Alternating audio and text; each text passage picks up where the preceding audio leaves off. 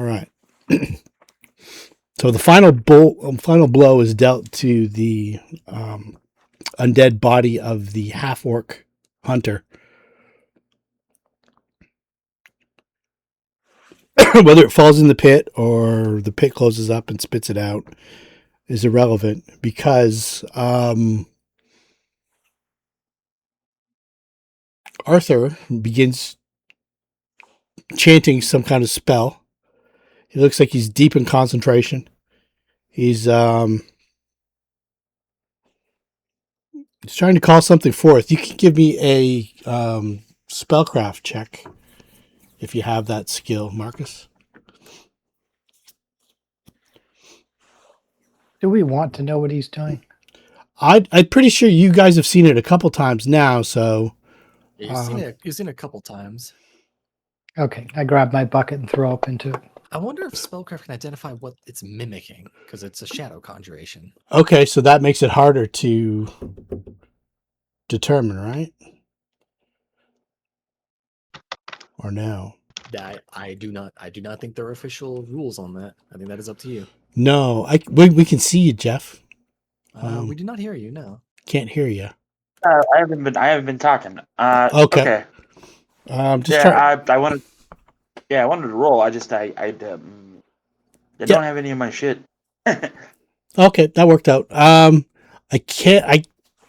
don't think that's enough. But he's definitely summoning something. Do you have knowledge of the planes? Basically, shadow. I haven't. Continue. Maybe. You could. I don't know if the skills tab on your character sheet should tell you. Yeah, bro. I don't have my character sheet yet. It's okay. in for me. Oh, I'm sorry. I'm sorry. No, that's fine. I wasn't really clear, so I apologize. No worries. Asami likely has no clue what he's doing. He's doing Arthur things. Yeah, you've seen this creature before, but I don't. You've seen him before, and it looks like this. I think. Yeah, it's this. They should have a picture of it. Yeah. Yeah, basically. It's like coalescing into this. It's almost like a giant-headed fish, almost with a bunch of eyes and spikes. Why don't you get a normal hobby? Kind of smells of brimstone. And describe the process of it doing what it does, Arthur. Hold on. Let me see if it flies real quick, because I think it does. I think that's its main mode of transportation. Yeah. Judging by the way it looks, it flies. I think most of the outsiders. Yeah, I can't see it crawling like that. Yeah, it is. Yeah, it's flight. Yeah. Yeah. So yeah, through his spellcraft, he basically causes some shadow to basically coalesce, like forming into this. At first, shapeless. This shapeless just mass as it slowly, like solidifies and coalesces and gains like color and texture into this foul, almost, somewhat like a kind of like a moray eel, just a very large, just unpleasant, foul beast as it sort of slithers through the air towards the corpse of the undead. And basically just opens up that wide maw full of teeth as it extracts some form of just essence, extracts every like drop of whatever life force was sustaining this undead. It takes it inside, like sort of bloats up a little bit until like a few seconds later it just sort of hacks up kind of like a hairball, this like large gem onto the floor, like glistening in purple, as Arthur goes over there and he just snatches that up. As once its purpose has been done, he snaps his fingers and dismisses this creature as it fades away back into shadow, as if it never existed. Yeah, that's about the third or fourth time that the rest of the team has seen that, but this is Marcus' first time seeing this. That was kind of freaky. I think it's the third time, yeah. I got a 28 on my spellcraft to find out what he was casting, obviously summoning, and then knowledge plane. It was not summoning directly, a shadow conjuration. It was a shadow conjuration. Yeah. He might be able to know what I'm mimicking though. If he's able to identify what I'm mimicking, it's summon Cacodemon. A very specific summon spell. Yeah, not even like summon monster 5 or 4 or 3 or anything like that. It's just a very specific spell. Yeah. Summon Cacodemon is a second level spell. Specifically for Cacodemons. something that you've never heard of with your knowledge of the planes check. Huh? So, Does it eat just or normal dead? Marcus asks. Anything that's animated. All things have souls. I should believe in that. Sure. Yeah, he'll go ahead and pocket that. Okay. You guys are pretty dinged up after that fight. I don't know if we did any actual healing or anything at the end. No, we're all wounded, I believe. Yeah, everybody's got some green, except for maybe Luna. Somehow managed to avoid it. So what I'll do, what would you guys like to do?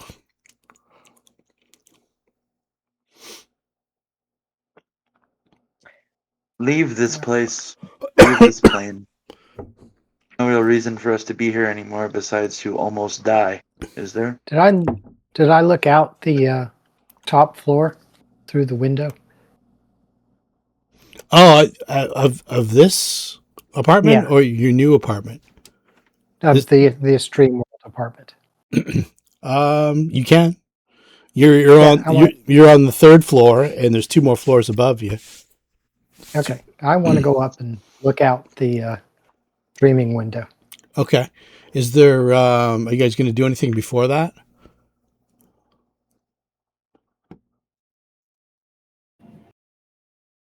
No. I mean, is somebody too wounded to keep pushing? Okay. Yeah. So your apartment's in your dreams, pretty much like you left it, kind of sort of barren. Most of your stuff has been taken, and even in this dream world, stuff has been. Oh, is this the original apartment? Yeah. Not the new apartment. It's not the new apartment. The new apartment's not within the Dream Stone's influence. Sorry, but there is 2 more floors. It's not the new place. Then I don't care. I thought this was the new place, and I wanted to look at a dream window through a dream. Oh, okay. See if it exploded my head. Yeah. So what you've been thinking about is how to move that Dreamstone. So once it shrinks down to its little radius, how it could just occupy your own place instead of this abandoned house. Okay. So I'm open to wherever folks want to go.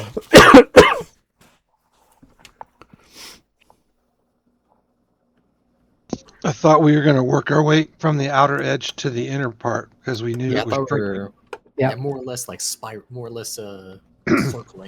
like getting deeper into the interior as we go. We going to go down to the Iron Chicken or somewhere else? And let's see, where are we currently? You are currently bottom there at Zed's old apartment. Where's the old pinger? Yeah, we could head up. We could head up northwest to get to the Iron Cocoon. Stop by the Midnight Theater and probably start heading. West again from there. All right, let's do that. Yeah, before we head off, Arthur is gonna go ahead and spend a little bit of his magic. Got banged up a little bit there. He's gonna inflict light wounds on himself. Okay. Yeah, that's one of the little negatives you got to deal with now in your pursuit of power. So he's the only one who can heal himself, basically. Yeah. Nobody else can heal him. That's new information, and that's something I want to know if we noticed that or not. I imagine a lot of you have seen Cure Light Wounds quite a lot. This is not Cure Light Wounds. Yeah. It's very similar. But but the fact that you're casting on yourself is different than what we've done before. Normally, we've been healing you just fine. Yeah. I wanted to know if Asami noticed this so that I don't heal you and in fact damage you unintentionally. Absolutely. You may have even discussed it. I don't know how secretive Arthur is about this. I imagine Arthur would have blatantly told you, do not bother healing me. Yeah, like in a pinch, if I'm hurt, kind of thing. You can, I think you can manually heal him to stabilize him. I think that is still a rule. You can heal me through mundane means. It's just positive harms me, negative heals me. Yeah. So if I'm healed as if undead. Does the name Abdurak mean anything to you? Dr. Acula. No, the priest, the masochist priest in Lovitar. I'm in Baldur's Gate of Lovitar. Oh, that guy? Yeah. That's what I imagine you healing. Smack, smack, smack. Oh, I feel better now. The flagellation. Yeah. All right. Anyway, we'll. So nobody answered Marcus's question. They just kind of ignored you, Marcus, as they. What was the question? Yeah, I don't know if I heard it. Why in the God's green earth are we still here? Collect treasure. To collect What treasure? valuables. Oh, all these valuables. Just sort of looks around. Good plan. This entire land is a treasure. Yeah, He's here. We're really banking it in right now. I can feel my money bag getting more and more as we go. We should get the hell out of here. Oh, you go through one house, don't find immediate bounds of treasure, and you're giving up immediately. No, I go through 3 scary spiders, a house full of. I can only think of as changeling and some sort of demon. But think of and then I wonder, why the hell am I here? My reward is to bring him the book. All I really have to do is leave, hand over the book, and I'm good. Until we understand what this dream world is, it can still corrupt the outer world. So we need to clear it out. And who actually is holding the book? Luna, and she gives you an over my dead body look, which looks serious. We're not going to remain here forever. If you really want to be gone from here, simply leave this plane. We'll be out of here before you know it. In that case, she says, "A lot slower here." I can sell you the book when I'm done with it, but it might be a long, long time. This is my key to passage to a world I intend to explore. Why?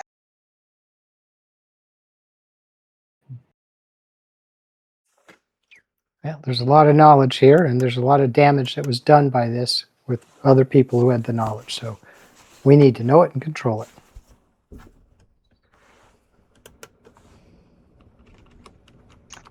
Marcus just shakes his head. Fine. Get on that. All right. And we're going around, I think, to... Are you able to control? Yeah, I was just going to say, are you able to control your guys? Yep. Right? Excellent. Okay, so... We're keeping together. We're not no. like hundreds of yards ahead of folks. Oh yeah, I forgot that we had little tokens here. Hold yeah. on. Where did we go? There we are. Yeah, hey, where does stuff go when you minimize it, by the way? Yeah, completely. There's a target thing on your character sheet. If you look at the very top left, you'll have like a ribbon box with an arrow and a target. You click on target, it opens up whatever map you're on. Yeah, it'll find your token. It'll just... If you're ever on... Even if you're also on a big map like this one where the tokens are really small, you can just hit it and it'll center it right on you. The dream world... It's not like teeming with people like the actual city is. It's you'll occasionally see a little dream bubble of a person 10 or 15 feet away, and then they'll disappear. And then every 3 or 4 minutes you'll hear a person screaming in another direction. But the streets aren't actually like teeming with life. You can hear overhead, you can hear the screams of the night gaunts. You can hear the bays of the shadow mastiffs and the yeth hounds hunting throughout this city. But your actual activity on the street through the mists, like you might catch like 20, 30, 40 feet away, a segment of a person having a nightmare before they disappear. So you get to the Iron Tikkun, which is kind of the discount pawn shop that is run by Lord Danao. So he's got 3. This is the low rent one. This is the one where he doesn't visit it very often. It's just kind of here just to, you're not really sure what he gains from having this establishment. But it looks like it's all dark inside. It seems pretty quiet. Most of these places are. Occasionally in like a 3rd floor window of an apartment complex, you might see a flicker of light for a moment. And then, or you might see a shadow on a wall. Or you might see a segment of a dream in a couple windows, and you stop and you look for a minute, and it vanishes. To see something completely tangible, like you just encountered, rather than the things that live in this nightmare, but like that, you're wondering now to yourselves, whose nightmare was that in Zed's apartment? Was that Asami's nightmare? Probably. Could have very well been. And it could have been because Zed's, the path of sorcery that Zed is walking down is so intense that it might be siphoning that kind of energy into that old place where he lived for so long. And for a while, you didn't understand why your dreams were so vivid. Now you have a pretty good idea. You thought maybe you were just like super gifted or a spectacular sword, but you were probably influenced by the Dreamstone. You had some sort of connection with it. So you get to the Iron Cocoon. It doesn't look like it's open. There's any business or anything like that. But from the corner, a couple 100 feet away, you kind of hear the corner of Street of the Gods, and I think that's Carter Street you're on right now. Street of the Gods and Carter, kind of up by the Midnight Theater. You can hear in the distance something kind of it's almost like a low moan. You just have to excuse me for 1 second. I'll be right back. Okay.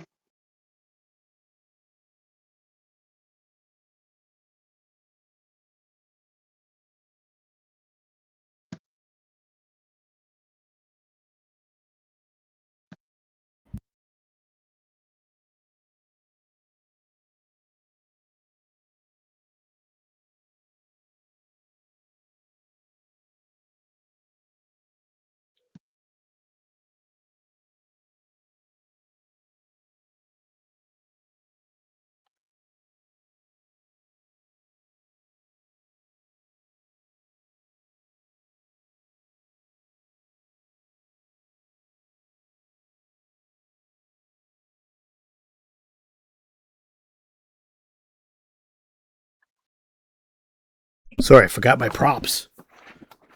All right. I don't know what that means. Yeah. So up near the corner of the Street of the Gods and Carter Street, it's almost like give us a perception check. All of us? Yeah, might as well. It's 25 to. Could be a lot of perceptions. Okay, nice. It's Yeah. nice that Asami got it too. Oh boy. So many that are so close, but not close enough. It's distant, and you can hear it, and it kind of sounds like. It almost sounds like somebody warming up, doing a sound check on a pipe organ. You wouldn't have had any experience with this. You've maybe heard one once. Nobody else has maybe even ever heard this sound before. But yeah, you heard kind of like Would that be an instrument that's commonly used in the Street of Gods? Or maybe one of the larger churches has one. Maybe that's where you heard it. Somewhere in this city. Maybe you went to see it. Maybe there is even a god of entertainment or a god of keyboard instruments or god. There's gods of everything. So who knows? But yeah, for the first time, like you're not sure, and it's definitely not a song. It almost sounds like somebody just getting warmed up. Yeah, Marcus takes one step back into the shadows and fucking vanishes like Kaiser Sose. Okay. Did y'all hear that? That's It's interesting instrument. like you tell your kids. Right on your pops. Kaiser Soze, I'll get you. Huh?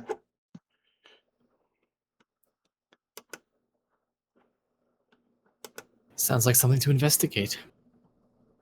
I assume it's coming from up ahead to the north of where we're Yeah. at on the map. You think it might be coming from the theater. Yeah, taking a quick look inside the Iron Cocoon, is there anything of immediate interest? No, it kind of looks like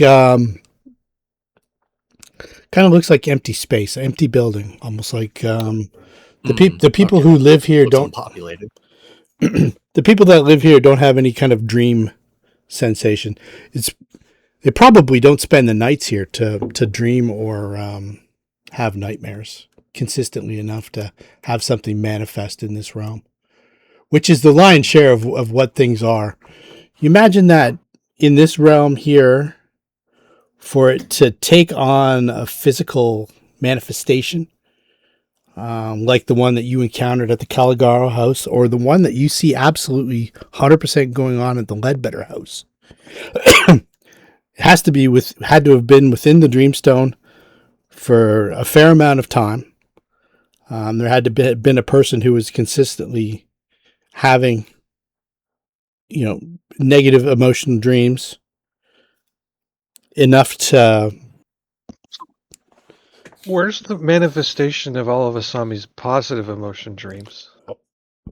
Not in this realm? That's a different realm. Ah. That's the realm that Zed's supposed to make. Zed's gonna. Okay. Yeah. Well, sounds like Nightmare Alley is going to be a very fun place to go to eventually. Yeah, Nightmare Alley is going to be bad. You're thinking to yourself, the night market's probably going to be bad. That courthouse, I don't know. Yeah, there's a few places that you're thinking about now that you're kind of piecing together. Maybe even that Fenwick and Moreau's carnival.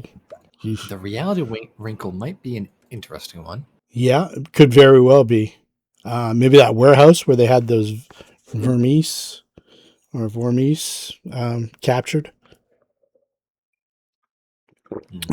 Yeah, who knows? But like, not every one of these places is actually inhabited with an adventure. So you think that if you're looking at the Iron Cocoon, it looks very similar in your mind to what it would look like normally if it was just an empty storefront. Yeah, this place didn't have enough. There was enough going on here, basically. There's the two managers, Arab and Bull, ERIB and BOL, or Cole, KOL. They probably have apartments somewhere else. It doesn't look like there's any dream stuff happening there. Yeah, so that is good to know, though. When we were at the theater before, the negative energy was those creatures that attacked us on stage. Yes, there was the... So they were kind of yucky. They came out of people like aliens. Yeah, there was a red slad tadpole that came out of the performer's body earlier on in this group's adventuring career. Good thing we had Giant Luna with us. That's right. She saved the day. Oh, but Kai goes to the theater window, says, how many? 6 tickets, please. Yeah, the doors kind of hanging open, like it's inviting people in. Thought we cleaned this. It shouldn't look like this. It should look clean. And it does look very ramshackle. The outside of it looks very run down, as if it hadn't been maintained at all. But you look inside, and all you can see is like red velvet everywhere. You see the large chandelier is lighting up the audience. There's a half a dozen chandeliers on both sides, and in this, you kind of like the gaping open doors. Kind of you look into the lobby, and there's you see the odd dreamer in the lobby. You're just wandering around, like just the odd dreamer. Like there will be a person who will be like standing smoking a cigar, or there'll be a man and a woman talking like they're having a drink, waiting for a performance to begin. There'll be a couple people wandering here and there, and then you can see several people in. Looks like they're in the seats, and the seats are rather elaborate affairs. And there's also it looks like 2 sets of balconies on the left side and the right side. If you wish to enter into the Midnight Theater, I will put you on a map. Would miss this for the world. All right. Is there any indication as to what is the play that's going to show, or what the show's going to be? No, there's no indication. There's no broadsheets or signs or anything like that. But just as you guys enter inside, let me get you all on the map. You don't have to actually be right in this spot. There's a little lobby area that. See, I don't want to.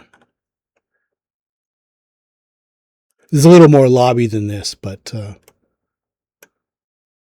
just keep Velkeen and. Is that Velkeen there? No, that's Gore. There, we get rid of Velkeen. Okay. Okay, so just as you guys enter in, you hear.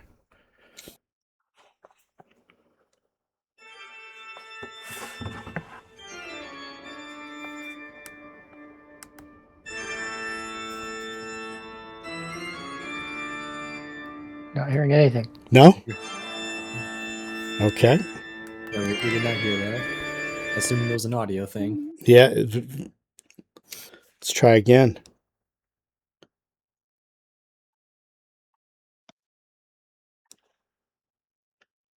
Trying to get it so there's no commercials. It wasn't loud enough, I guess. Okay, let's try this one.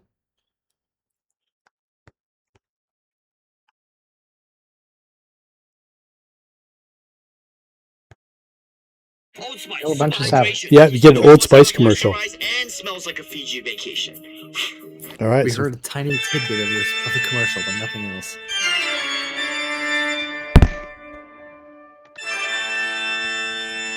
Do you hear that? No. No. The wonders of technology. What it's worth, I'll go buy some Old Spice. Let's try this one more time.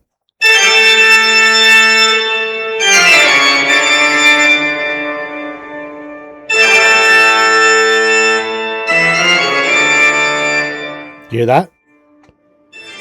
Not really. At the very end, I heard something. Literally something. Okay. It's Toccata and Fugue in D minor by Bach. So. Oh, yeah. Yeah. You can put it on in the background. Yeah, you can enjoy at home. That creepy kind of and you see. Right. Yeah. You said in D minor? Yes, that is the one. Yeah, the very creepy. The one that's like heavily associated with like Dracula and stuff in certain like Halloween things. Exactly. And you remember that the story that you were going to see was about a man who was a vampire called the Gourmand, who was feasting on the blood of his victims. So as you kind of walk in, you can see in the distance a man at the keyboards playing away as the crowd kind of settles down and the candelabra darkens. The stage. Hey, I don't have I don't have a map to where we are. Like I have the city map, but I don't have the if we're in a I'm It sorry. wasn't map. open yet. There we go. Yeah, Here I now. Oh, was trying to get it to show up for myself as well. Hey, this theater looks better than Asami's theater. Ooh. So let's see here. It's very red. this, okay. The Theater of Blood. All right.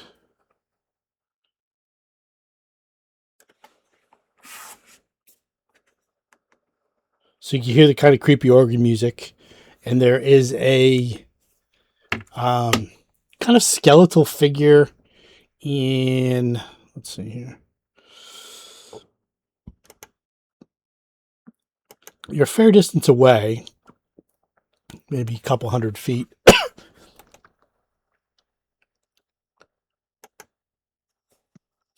But he's playing the. Yeah, I steal from the classics. What a wonderful makeup job that man has on. Marcus thinks to himself, hopefully.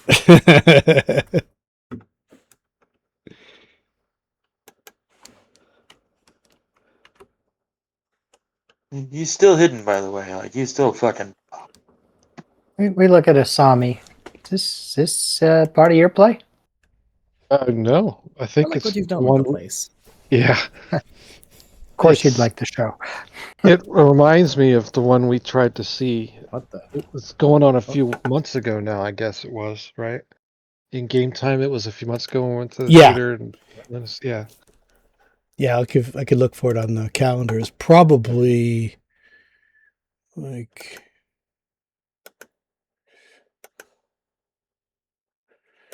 it was probably even last year, so maybe like 4 months ago. Oh. Yeah, you guys were in Jazzadrune on. Yep, you killed Maria in the middle of January, so it was a few weeks Arthur. before that. Yeah, Arthur will start walking forward down the Yeah. There's a lot this of hall here. looking there's a down. lot of open seats. There's but you can see the occasional dreamer will be in a seat, and you even see over in this corner over here what looks to be a man sitting down here, like stage left, just seated. Like maybe he is just a lucid dreamer. So you guys are time out. As you guys are moving up, he's playing his introduction. You guys just gonna like walk in right through it. Mhm. Okay. So as you're walking, Arthur was gonna head left over here. okay. So let's call time right about here, and I'm gonna move everybody back about. Right. Fair enough. I'll keep you in this ratio. Yeah, So Marcus is keeping himself distant. So put Asami would have been about there, and Square would have been about there, and you guys probably would have been about there when.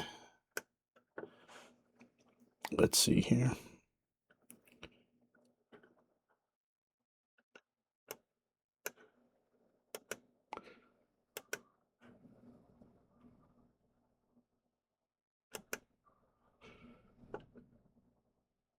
Let's get some perception checks.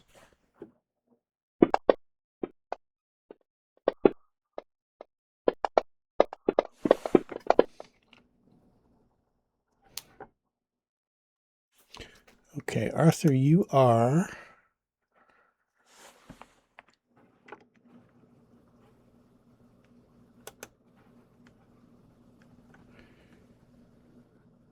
Marcus is going left. Arthur, you're up front. And just as you're up, you hear like a little rattling above you. And you look up just as the massive chandelier starts to release.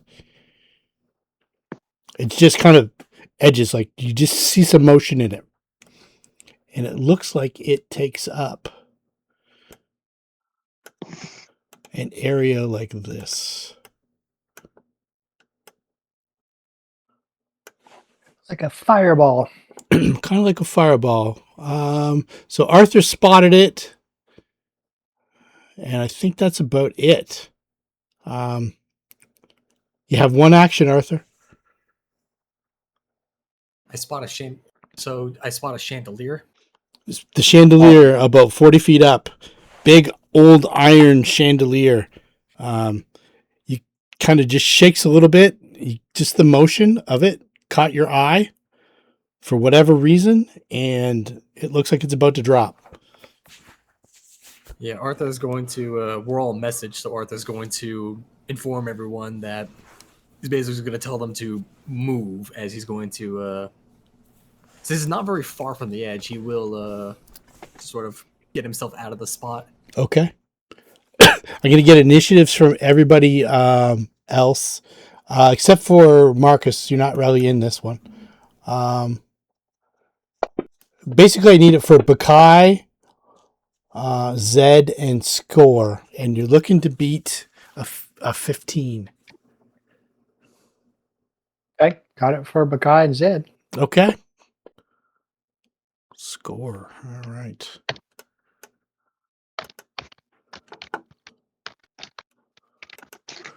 So you guys can jump to safety or move, or you have one action. You can cast a spell and stand there, or okay, you move up. As the chandelier crashes.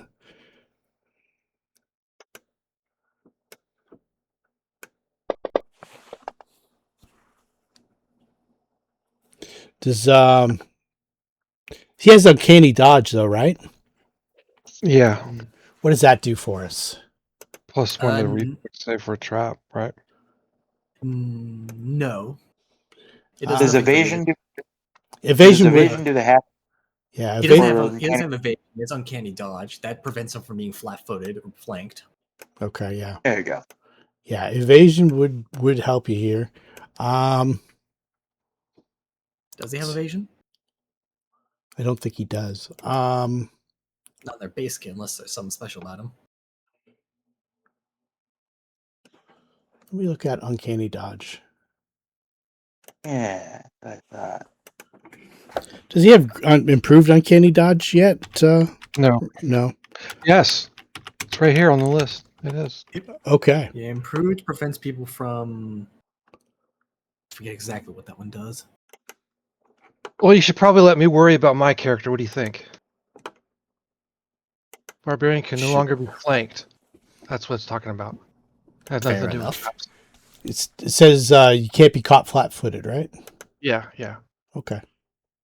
That's basically Unless it has 4 more levels above the character's level, then it's ignored. Okay. So I'm going to give you half damage on this. Oh, okay. If you'd have made the save, I would have let you jump out of the way. All right. Damage him. So let's see here. I'll just roll it and then I'll shoot it to half.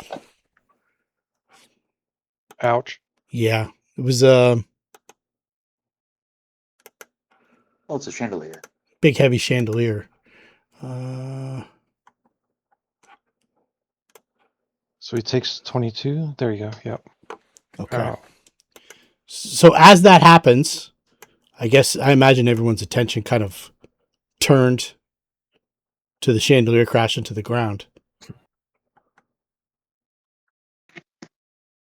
Oh, let's go to the theater with the crazy music playing. Let's walk down the main fucking aisle. This sounds like a better idea. Gee, Marcus, why'd you go off to the left? Oh, because I'm smarter than all of you. And he just casually looks over, shrugs, and continues up the stairs. Luna says, "Don't ever see you because you're hiding." Luna Exactly. Yeah, exactly. And Luna's terrible at. But Luna says, "It's easy to go home. All you have to do is concentrate." We're here. Fantastic. Good to know. It's not easy to come back. What happens if I take that book in the material plane? You won't get it from me. Oh, you're a little man with a hunter in his bow. Ooh, I'm so scared.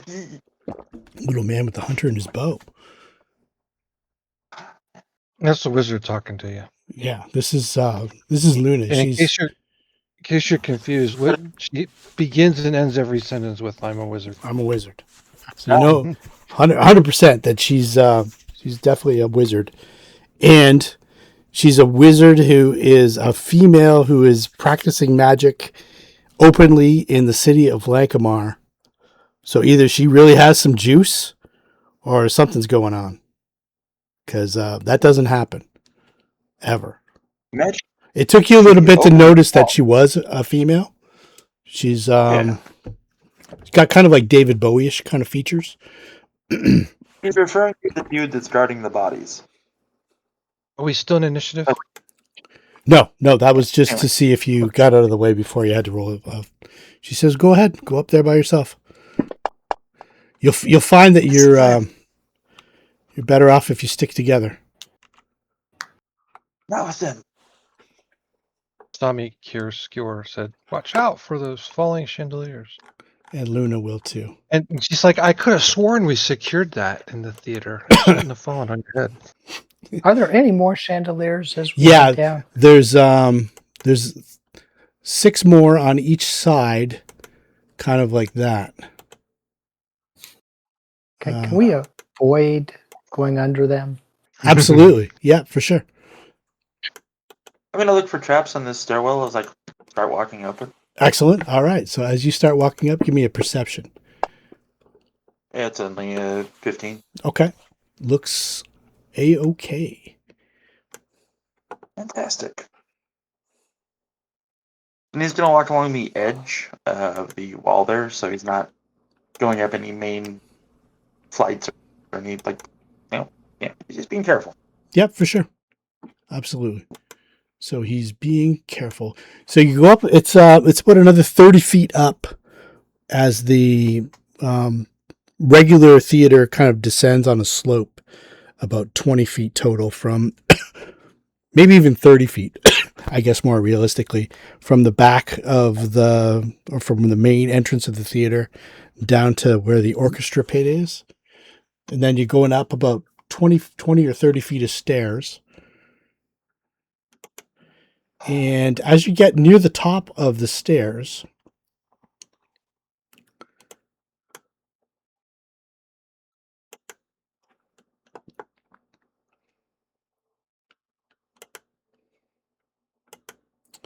on one of the risers,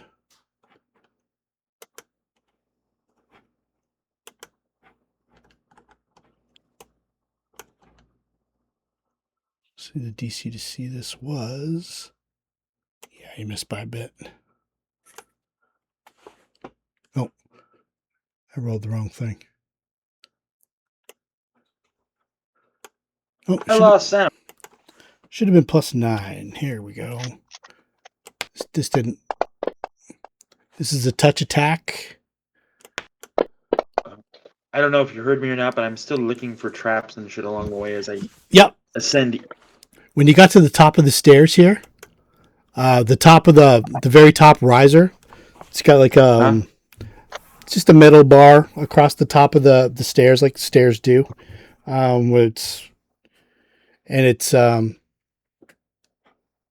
You touch it, or is what's your touch attack? What's your touch defense? 12. 12. Why am I touching this? It's touching you. Why am I touching? It's touching you. It's touching you. You said I touch it. Bad touch, bad touch. It is a touch attack. That's what I meant to roll right there. There we go. But he said that I touch it, and I'm questioning why I'm touching it. It is touching you. It is a ray. You meant to avoid it, and it touched you. And it was... Okay. It's a shock for 8 points of electrical damage. Right here. When you got to that part. You can do another perception check after that point. Okay.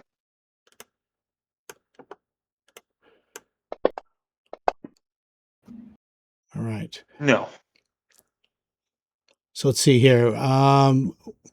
The main play is going on, and it is a repeat of the Gourmand, where he's got the... but it looks like it's like an old 1920s silent picture. You get the castle drawn in the background. You get you're pretty sure all this is an illusion, Arthur. You've seen more elaborate illusions than this. But this is like an illusion to look stylistically like an illusion, like to look almost like a stage play. And the changeover of scenes as the action kind of begins is incredibly. It's too quick for it to actually be realistic. So you've got you got a castle off in the distance, like a gothic horror story kind of castle.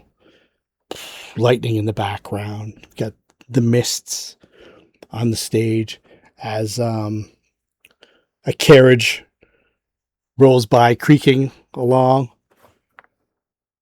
The organ seems to be playing by itself now, and then there's like cue cards describing the action to people. Are you gonna watch, or you stop, or you just kind of move, keep moving? What?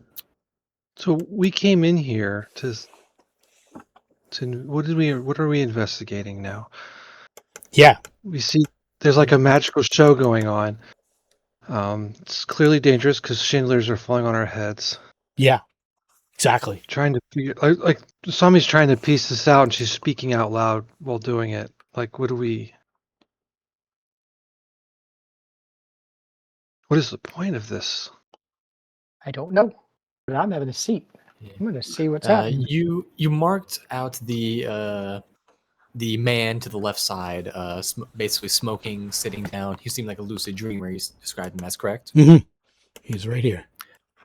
Arthur is interested in that. He will avoid chandeliers on the way, but he will calmly stride his way towards that man. Okay. The top floor is blocked, by the way. Electrical shock. Well, if you didn't pay for the good seats, you don't get the good seats. Very true. Very true. Why the hell are we here? I exploring new experiences. Well, I've never had a chandelier fall on people before. That's a new one. New experience. Trying to figure out how this might bleed into our world. Score says it sucks. Don't recommend it. He's picking glass out from his teeth. Got a negative Yelp review. Giant cartoon knot on his head. Play great. Theater sucks. So Yeah. I wasn't here for that, encounter. So I'm just kind of sitting here fascinated by it, glancing at this skeleton guy. Oh, you missed the gourmand? I think I was traveling that week. Oh, okay. It's kind of like exploded. Yeah, the real gourmand exploded. A red slat came out of his stomach. But the act leading up to it, this looks like a bastardized version, and it looks like there's a female heroine in the story. If you're gonna sit and watch, that seems to be highlighted. Asami, you can make a knowledge local check. Okay. Kills. It's not just like a regular play. She's also singing and her lines and stuff like that instead of just like speaking. This looks like a local performer at the Midnight Theater who was before you took over. You had heard that she had lost her role in fairly major production before the theater fell on super hard times, and you bought it up cheap. And this looks like her performance is being highlighted here, that it was an injustice of some sort. Can we that tell if she's really there or if that's an echo of her presence? Let's get some will saves here for anybody who's close enough to. Are you up front, Asami, or are you kind of at the back? I haven't moved. When the chandelier fell on the floor, she was like, I like it right. Yeah. So from close up, you can kind of tell more. From the back, you're, I don't know, you're The chandelier did not regenerate, right? So No. once it fell, it's It not. fell, yeah, and it's in the way. You have to kind of step over it. Yeah, we can do that a little bit. I think we're still safe here, right? There's no additional chandelier. The chandeliers are all like right along here. The smaller chandeliers. I'll just draw a line. They are like right along like this stretch and this stretch. And there's about a 5-foot gap in between each one. They don't look that ornate. They're not like the giant heavy 8d6 of damage kind of ones. Like maybe 2d6 of damage if it was to fall on you. And once again, the organ music kind of playing in the background, and the woman singing about her love for her fiance who's gone off to make this business deal with us. Will saving versus illusion, is that? Yes, saving versus illusion. Do we roll it, or do you auto? No, you can go ahead. Okay. So Bakai. I didn't know if you applied it. Nope. I know what the DC is. Yeah, you guys are all seeing like everything on stage appears as an illusion, even to score. But it's fake people.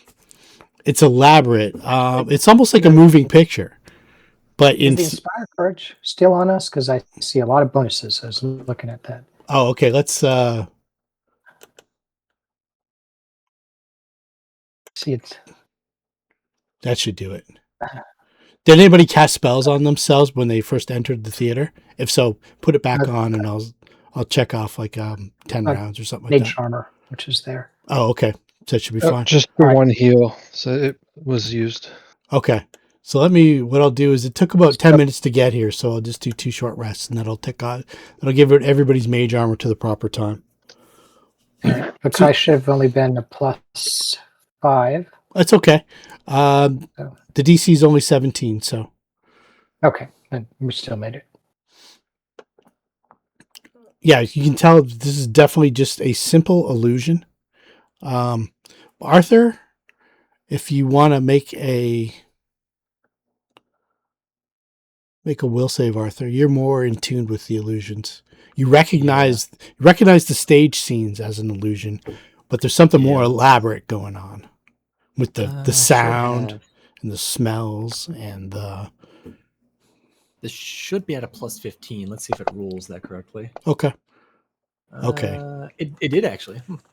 Nice. Yeah, this is almost akin to a major image laid over a hallucinatory terrain, like the hallucinatory terrain of the theater. Yeah, those aren't baby's first illusion spells. Those are relatively higher level. Yeah. Yeah, that took some effort. Yeah. And you know for a fact that there definitely 100% was a tangible physical person sitting behind the organ when everything began. The organ's playing itself now. That seems like part of the major image. The hallucinatory terrain seems like when you go to like sit down in the seats, it's supposed to be like high back crushed velvet chairs. It kind of feels kind of rickety and rotten. I feel through the tactile illusion. Yeah, and you definitely know that something heavy duty went into the creation of all of this. And this gentleman here, is that the same token used for Carrington's grandson? Was that who he was? No, it's the same token they used for her manservant. It was her manservant. Okay, yes, not a grandson. Yeah, you recognize him, and he's smoking a cigar and watching the play. Yeah, it does. Yeah, and does he appear like? And he is real, correct? Like, yeah, he is not an illusion. He looks like he's lucid dreaming. So he's physically in this place like you are. Yeah, Arthur will take a seat in spotting the Arthur spots the chandeliers like right next to this guy. He'll take a seat here. Okay. Looking back over at did we get his name? I don't know if we asked his name before. I'm pretty sure you did, so you can just give me a regular old DC 10 knowledge local. Untrained works for this one. Yeah. You might remember it. Yeah. Oh, okay. Hold on, let me just roll intelligence to be the exact same. Okay. There we go. Yeah, his name was Maynard Colville. Yeah, as he sits down, he looks over at him. I didn't expect to see you here. Was it Corville? Out of character? I already forget. It was Corville? I typed it in the chat. Maynard Colville. Oh, my apologies. I didn't see it. Yeah, you would have known, Marcus, you would have known this guy as a, not so much around town, but around the Marsh District. He sticks out like a sore thumb. He's well dressed. He also walks with a sword cane. He's kind of got that Doctor Who, when Matt Smith was Doctor Who, kind of got that vibe to him. I don't know if that paints a picture at all. I think that's the image that I might have used for the mini. He's got like a 3-piece suit on. Very nattily attired. His hair is all slicked over. He looks like he is all together in one piece. Very expensive. And it's not show expensive either. It's everything is well made and well put together. And you probably noticed him in your sojourns in the Marsh District. And then it was like, well, that guy stands out. Who's that? You found out his name was Maynard Colville. He is the kind of manservant or maybe even her lover or not her husband, but the person that she lives with, of a rather powerful seeress who was unfortunately incapacitated some 5 or so years ago, where she could not move her body at all. So he was her caretaker. He takes care of all the keeping her alive, stuff like that. But she still retains some of her magical abilities. Her name was Madame Carrington. And he looks to Arthur. Remind me again. Sorry, I've forgotten your name, good sir. Oh, that's understandable. Arthur Boulaire. Blair. I wasn't expecting to see you here, of all places. Sometimes I do get out. When the madam goes to bed early, sometimes I will. Yeah, exactly, Marcus. Maybe like that. When the madam goes to bed early, sometimes I will step out. So I was taking a walk down the Street of the Gods, and I heard the sounds of the keyboardist warming up, and decided to pay this place a visit. The Midnight Theater. Did we experience that this guy had died, or am I thinking of someone else? Yeah, Madam Carrington had died because that was Slack Babs. Yeah. I thought that he had as well, but maybe I misremembering that. No, he answered the door and said, unfortunately she had passed away. And he gave you the what he knew of her passing just overnight. Seemed like in her sleep. He didn't seem to be hiding anything, but he did seem to be in mourning. And he does seem to legitimately be here right now.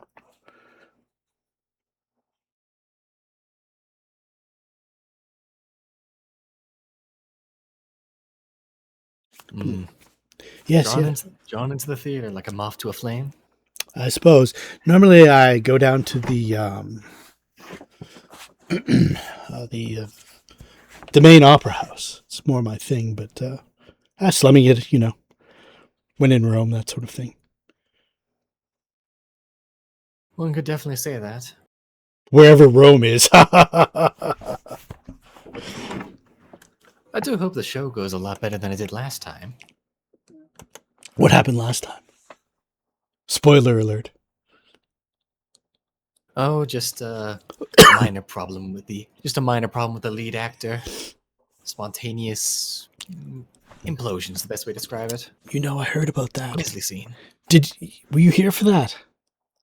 Oh, I witnessed it indeed. It was gruesome, terrible. What was the name of that performance? I've forgotten already. It's quite a legend around the district. Was he asking for the name of the performance or the performer? The performance, yeah.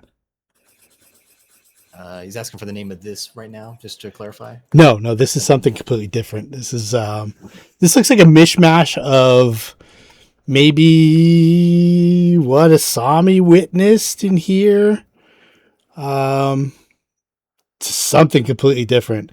It looks like a showcase or a revenge of play of like this person didn't deserve to be ousted kind of thing. Look at her talents. And then there's a part in the middle where a young ingenue is grisly. She meets a grisly fate in the streets of London to the monster, in the streets of Lankhmar to the monster. And Same.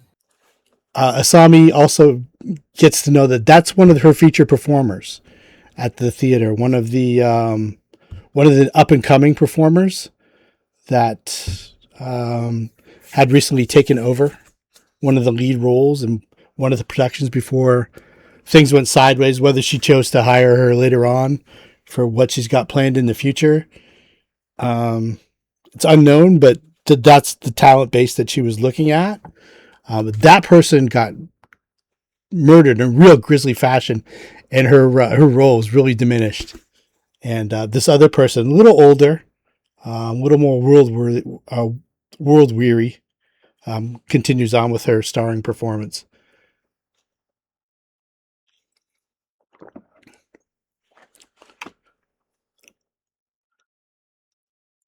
Yeah, Colville's question was, what was the name of the performance? That would be the Gourmand, correct? Yes, there you go. Just to clarify, yeah.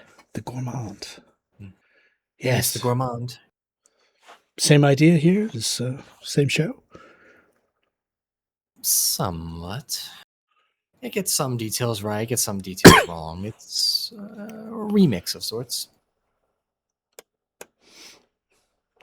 All right, and then the stage lights go up for intermission. And the man behind the keyboard appears and walks through a stage door.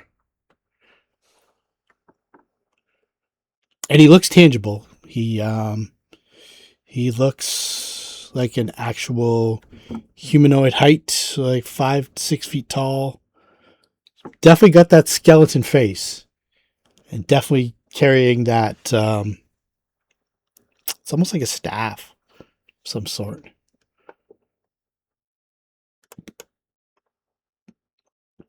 As the house lights go on up along this row. And you notice that now the chandelier on the ground has kind of melded into the theater itself.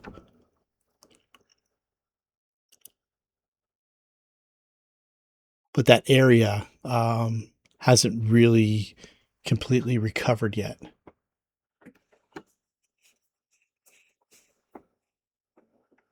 It's just out of the way. Still damaged chairs, and there's still little bits of burnt material and stuff like that where there was a little fire.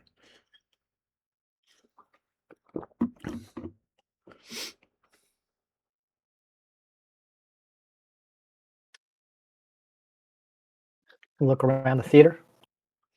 Yeah, there's there's basically you guys, and there's say between 10 and 12 dream bubbles in the audience that are in their own kind of headspace. They're having their own kind of experience. You don't think it's anything connected to what's going on the stage. It looks like it is all independent, and it looks like you can't even really hear. You just kind of see vaguely misty forms of people who may be having nightmares about this theater.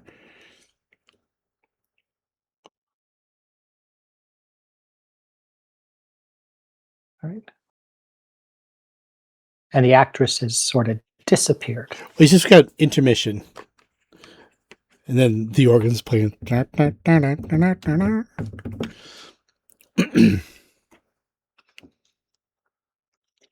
Yeah, the curtains have closed over. Intermiso. Yeah, look at Asami. So what should we expect from Act 2? Is Asami familiar with this play?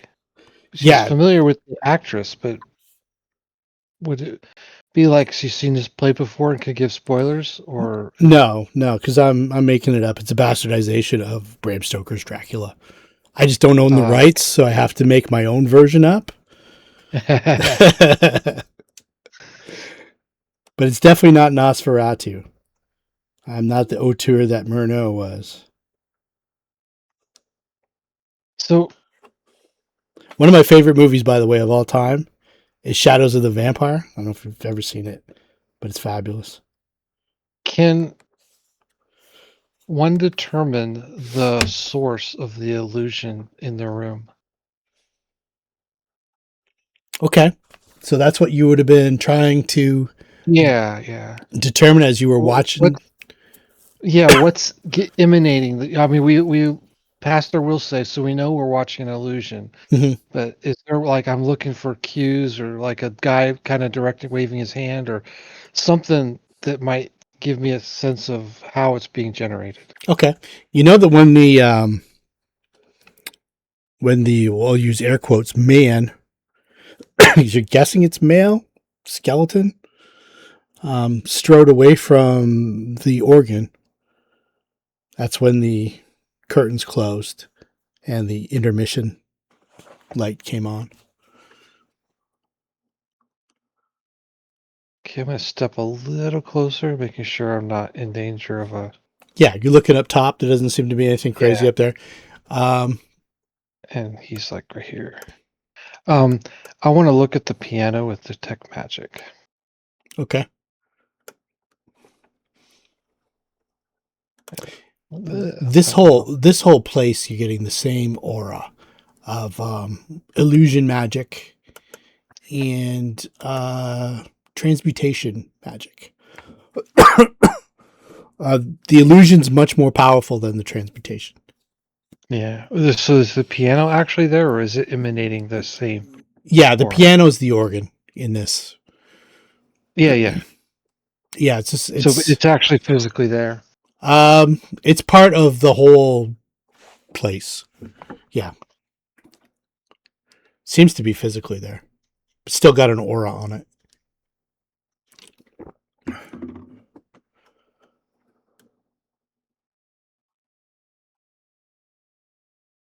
I don't know what to make of this. I'm not sure that, like, going into Zed's apartment, we had threats, and we eliminated the threats to kind of make sure that the real world is safer. Here, I'm not sure how, like, dispel the illusions or let it play out.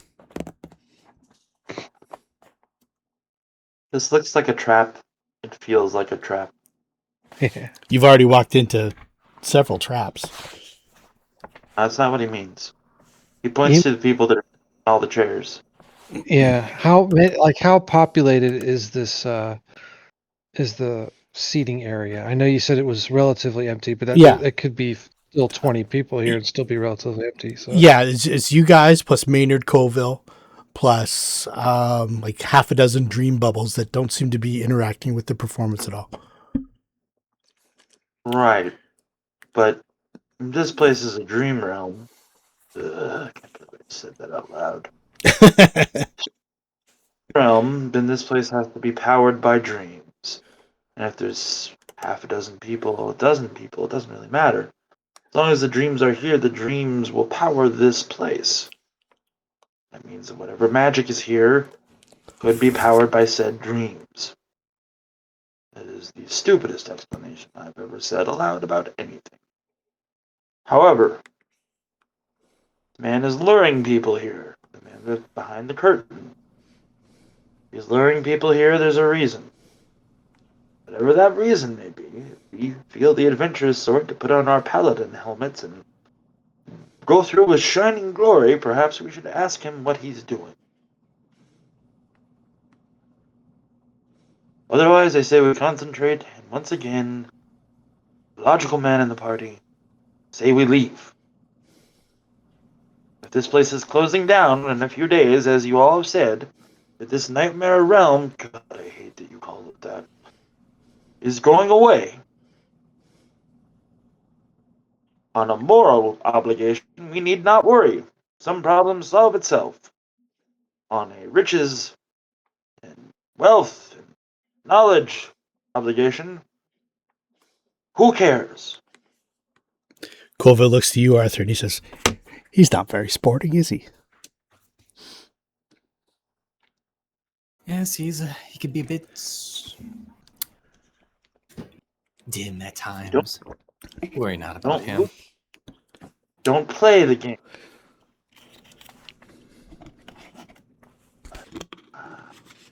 I will follow as the rest of you go. What's going on the balconies up ahead? She looks up. Nothing. Guarded. They appear to be empty. Marcus could explain that. I'm sorry. Well, I know you went up there, but yeah, okay. They were. I didn't know if we could see beyond that. We just couldn't get there. Yeah, you can look up to like in the middle. You can look up to both. There doesn't seem to be anybody in either. When you're on one side, you can only see the other side. They seem to be empty, unoccupied. They also seem to be richly appointed, and they also seem to be not in your theater. Your theater doesn't go like this. Yeah, it's shaped differently. Yeah, it's got a different shape differently. It's got a different vibe to it. Maybe you're in somebody else's nightmare. Not it. I think it's pretty safe to say being shot again by Nokh-ka was Asami's.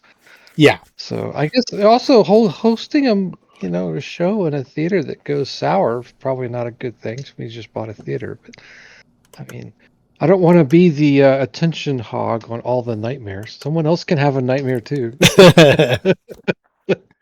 This happens to be the ones that I've got made up. So feel free to explore. All right. What guy's kind of curious what the guy's doing in the back. Okay. Oh. She goes, come on, let's go up. I've always wanted to go on stage. So there's no, I didn't put any line of sight or anything like that. When you get to there's kind of like a curtain stage door that you could just peek your head behind. Or this red thing? Right here to get into like the room where the guy is. Can you see him on the map? I don't think I put any walls up for line of sight. All right, yeah. So you're saying she could, that's like a little side room off the side of the stage. And he's the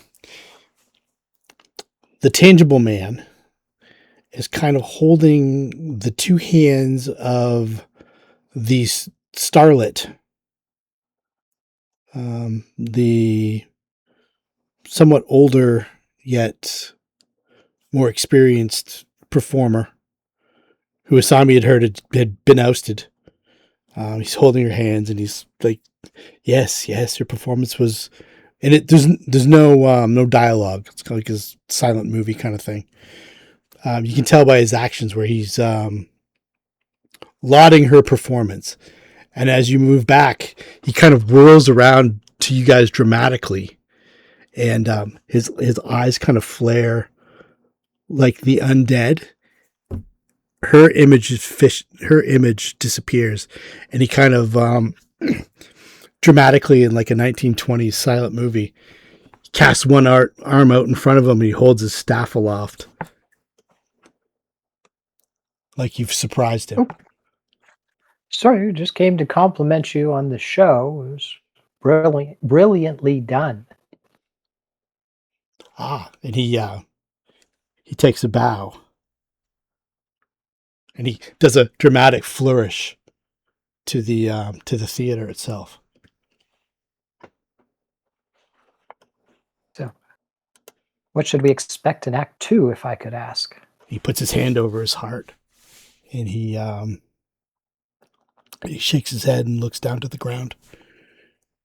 Oh, it's going to be a sad one. He holds his hands up. Yeah. Well, I look forward to this. He nods. Just glance around the room, see if there's anything interesting. Yeah, it's like it's almost like a dressing room backstage. Then you can kind of see a doorway beyond that. You see a lot of the stage props, boxes. There's a lot of pulleys and stuff like that for the stage motions, the scenery and stuff like that. That's beyond this little back stage, and he motions back out to the seat and nods his head. Okay. Thank you for your time. Okay, I was expecting violence.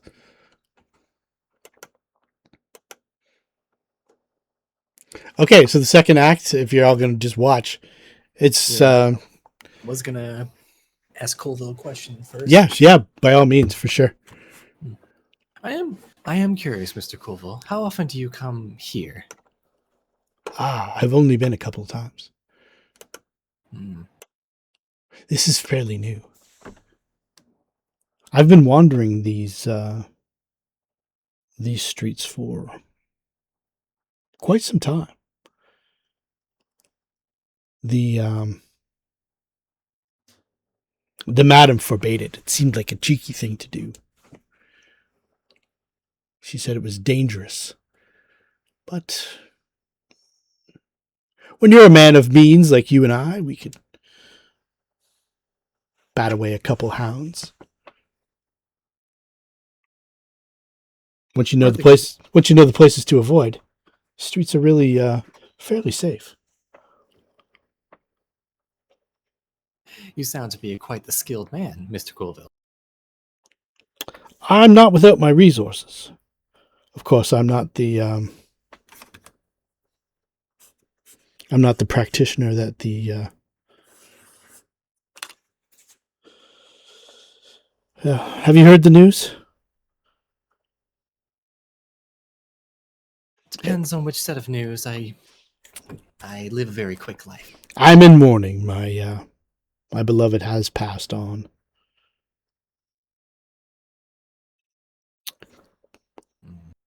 Couple months ago. I'm just now getting out and about. So a couple months, and you're doing the math in your head. That'd be like 4 or 5 days, maybe 3 days.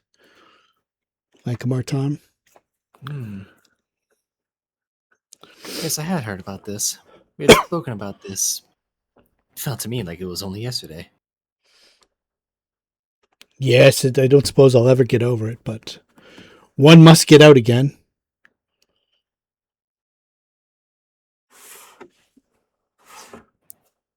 So he's physically, tangibly in the dream realm without doing that ritual.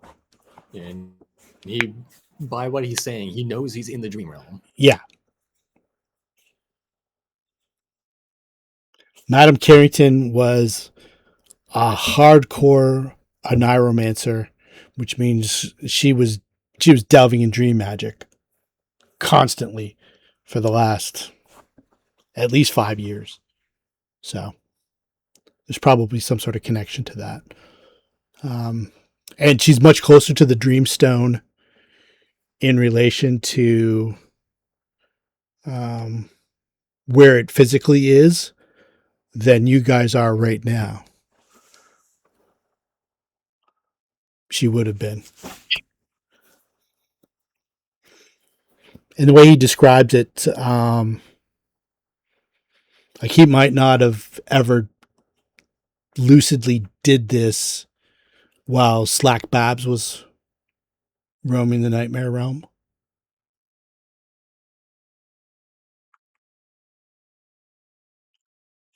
I could probably interpret that's what she meant by this place is dangerous. Or at least one of the reasons why she forbade him. Well, her alter egos. Yeah, you saw what she was. Yeah. Mm-hmm. You wonder if this is his alter ego or if he's got something else. But he seems Might be.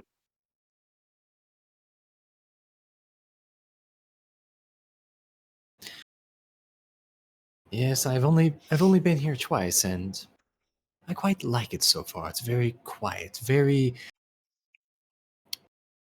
well. It just feels right to me. atmospheric, I think, is the word you're going Atmospheric, yes, atmospheric. for. Arthur, we should Plus have a this- drink some night. I found a little tavern, not too far from here. A couple streets north of the Streets of the Gods. Fat chance per se? No. Not heard of that place. It's just dumb. Makes you sick a little. Does he know that you can just will yourself back? We've informed him, but he seems to be a bit slow to learn these things. Pay him no mind. Worth hesitating to kill you while your body lays on the floor. Let him Maybe- bark. How about we meet you at the tavern after the show? Well, I don't think I'll be going tonight. I've quite extended Where do you- myself. But one of these do you plan to- nights, you'll know it What are when you doing see now? it. You know it when you see it. It's not far from Swan Row. It's the they call it now Nightmare Alley, but it's not so bad. I've never been afraid of nightmares myself. Find them kind of comforting. Indeed.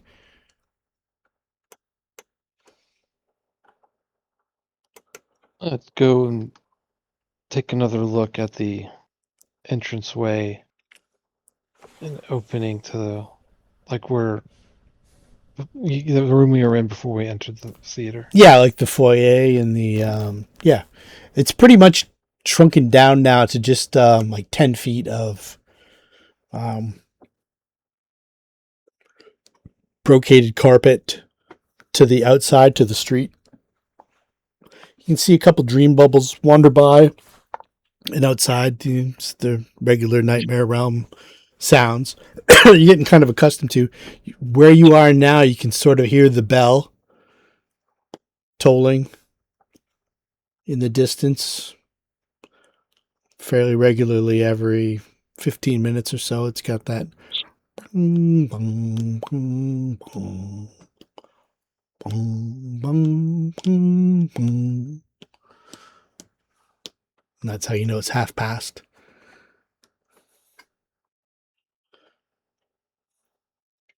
Whatever hour you're in.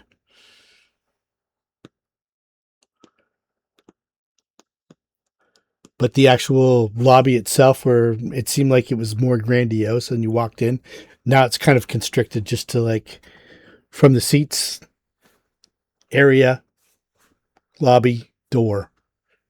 Like 10 feet of it instead of like 40, 50 feet.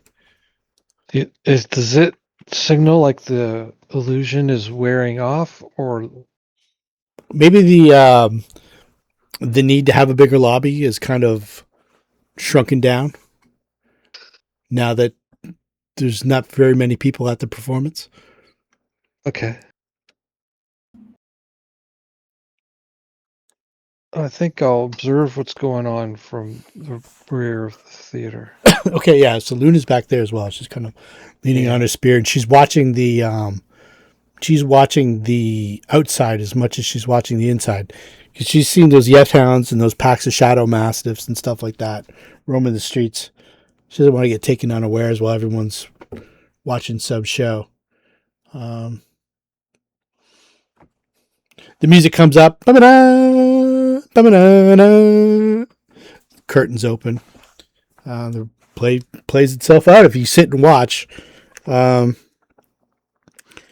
It's essentially like an operatic version of Dracula, except the main. I guess the main character, we won't call her Mina, but the Mina character is essentially this young ingenue, or the older woman. By older, I mean like 30 as opposed to like 22, 23. She seems to be the central focus. Do we think she's somebody from the real world too? Asami knows for a fact she is. Okay, and she's alive. She's alive, yeah. But in this, she's just like a figment.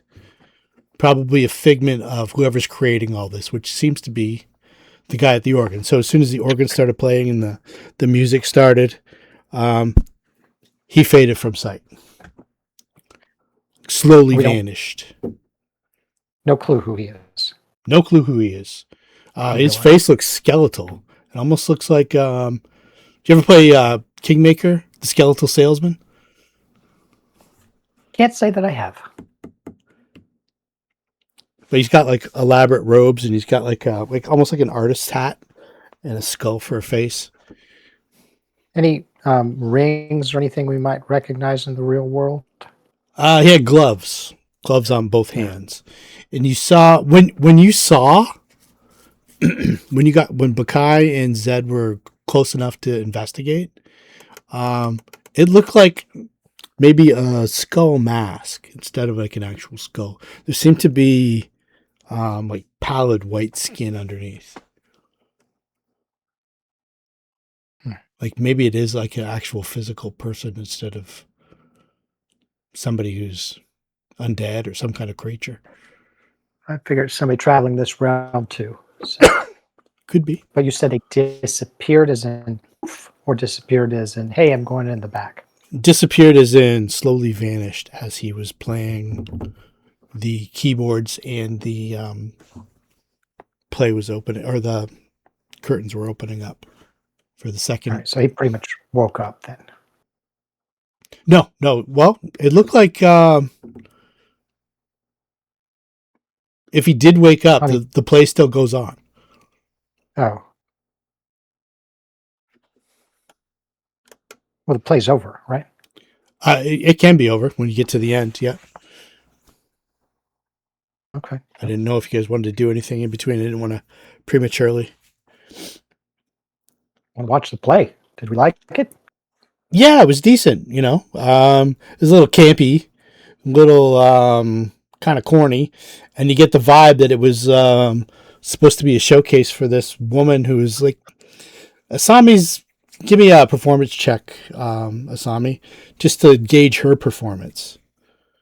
Okay, which one? What kind of performance? It would probably be either acting or singing.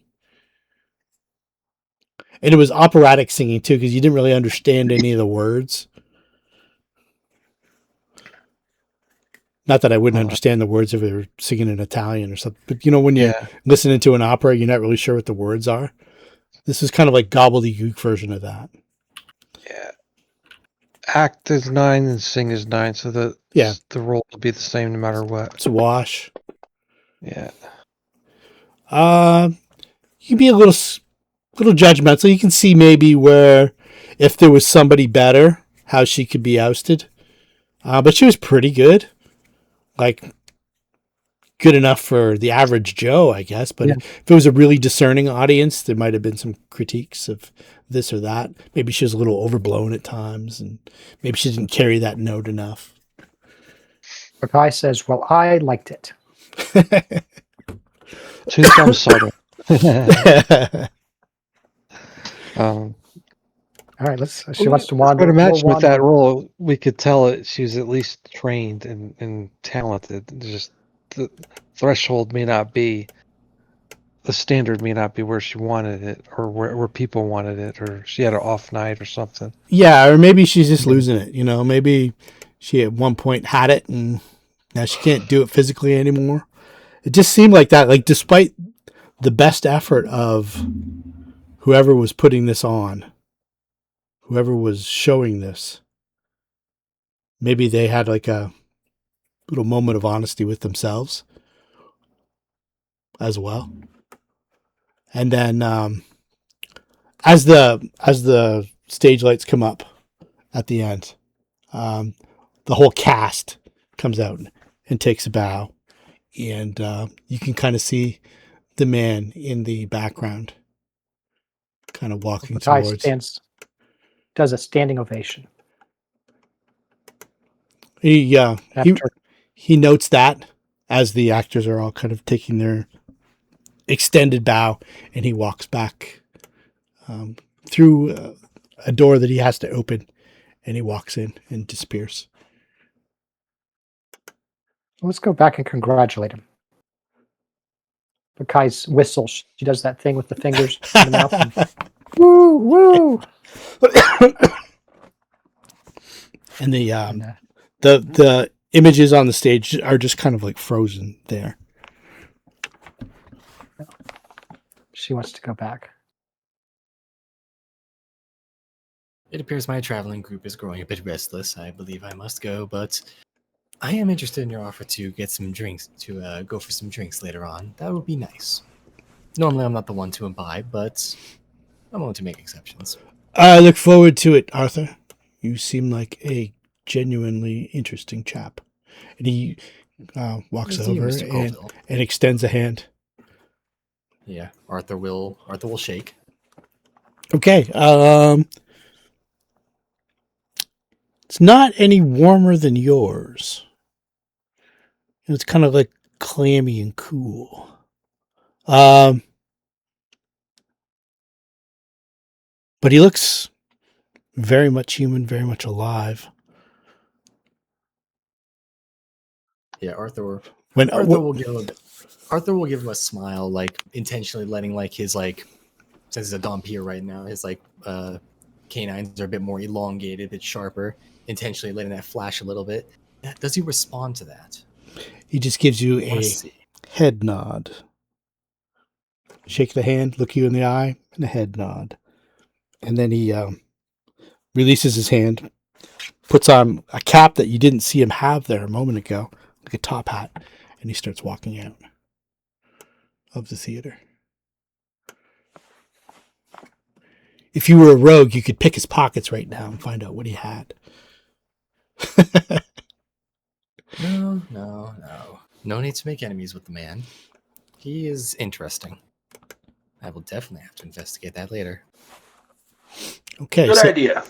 So as you guys are going to, Oh no. as you guys are getting to the backstage part, whoever's backstage can move up to there, and I'll move. I have questions. Yes. Blue. Dude's gotta walk by us to get by, right? Yes. Let me get some stats real quick. Yeah, fuck it. I might actually accidentally brush against his pocket. Okay.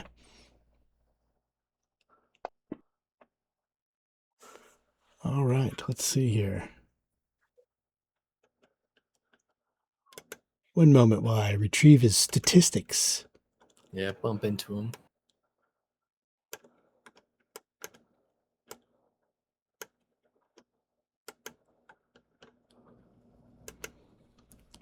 Something like Perception, I believe, is the... Yeah, perception is the counter. Roll it straight up. Okay. You get detected if you fail by like 5 or more, correct? We haven't used sleight of hand in a long, long time. Let me just take a quick check here. Sleight of hand. Let's see. Lift a small Might not object. be Sleight of hand lets you check or blah, blah, blah. You can. Hidden weapon action.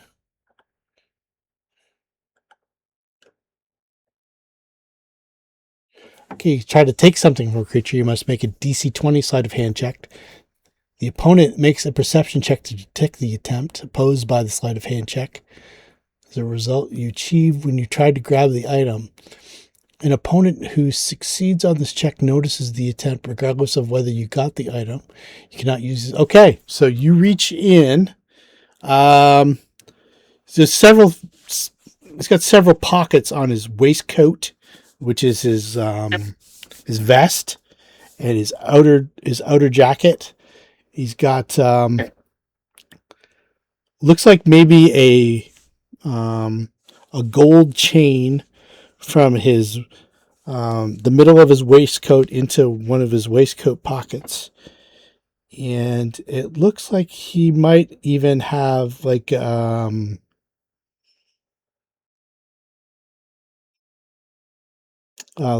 small coin purse to the underneath between his jacket and underneath his waistcoat, kind of thing. We're just gonna go for an outside pocket. Nothing crazy. Okay, so outside pocket on his jacket. Okay. You can feel it feels like a silver case when your hand goes in. You take a. He says, "Oh, excuse me."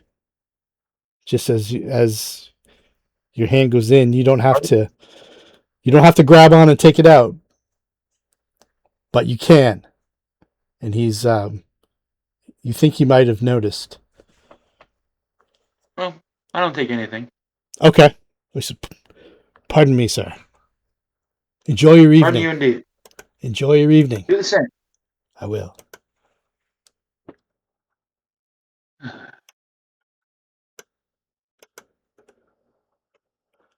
All right. So as Maynard Colville walks past you, you can put yourself on the map where that would have happened, Jeff. Like right there? Okay. And then everybody else, I want them specifically where they are. Whether you're kind of backstage-ish, going to see the man who was putting on the show, or staying out here to guard the lobby, or doing whatever. Put yourself where you were at that point. Okay, we're heading to the back.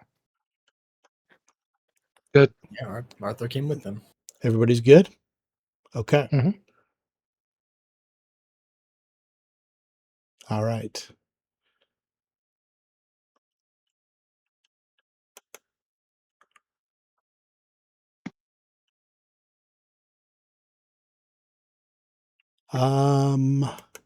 He just walks past.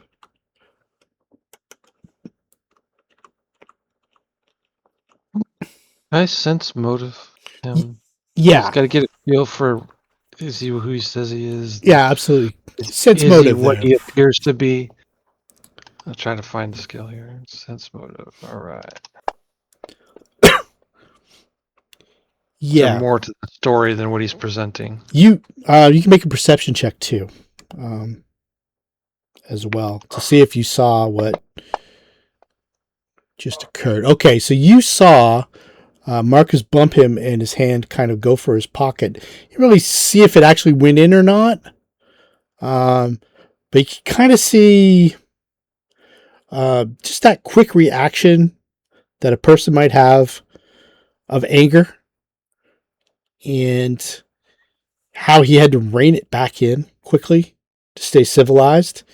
And the reason why he did was because he looked at Score and Luna and Asami, not because of Marcus.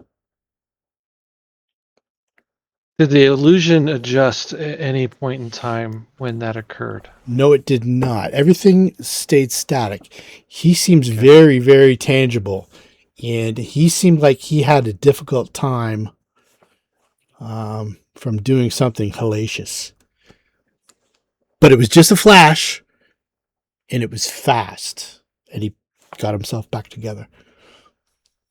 As in, this is the to beat your sense motive, but you just saw a flash of it.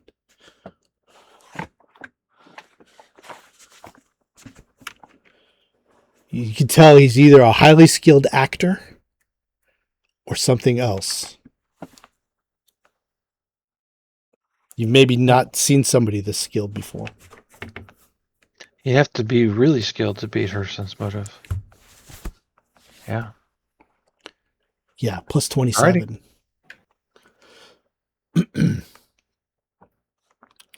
Well, let him leave. Okay, he scooches past. Lovely evening. I don't know if you would notice knowledge local. He might know. No, he doesn't know that Asami is the new procurer of the actual Midnight Theater in Lankhmar. But he gives you a very debonair tip of the cap as he kind of makes his way. Luna sort of steps out of his way as he makes his way past and steps out onto the street. Adios. So, meanwhile, backstage, the man gets over to here, and it's almost like he sees you come backstage. And before it was so cordial, but it was like dramatic expressions. He looks over his shoulder as if surprised, flings open a stage door, and then leaps down. He's out of sight.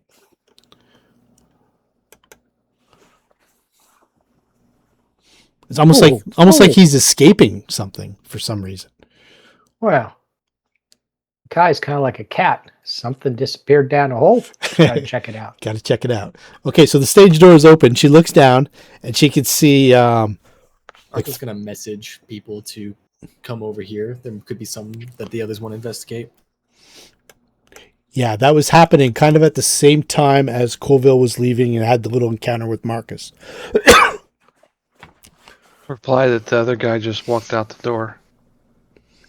Okay, so... The main door we came in. So Luna looks at Marcus and says, "What was all that about?" And she whips past. She didn't see anything. She's got a horrible perception because she's a wizard. So you look down, and there is a... let's see here. It's like a ladder down to a...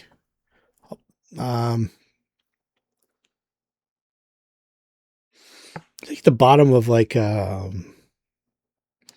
10-foot down, 10-foot, almost like a sewer pipe or something like that. But it's not a sewer pipe. So you don't get the stench of the sewers or anything like that. You get just a cylindrical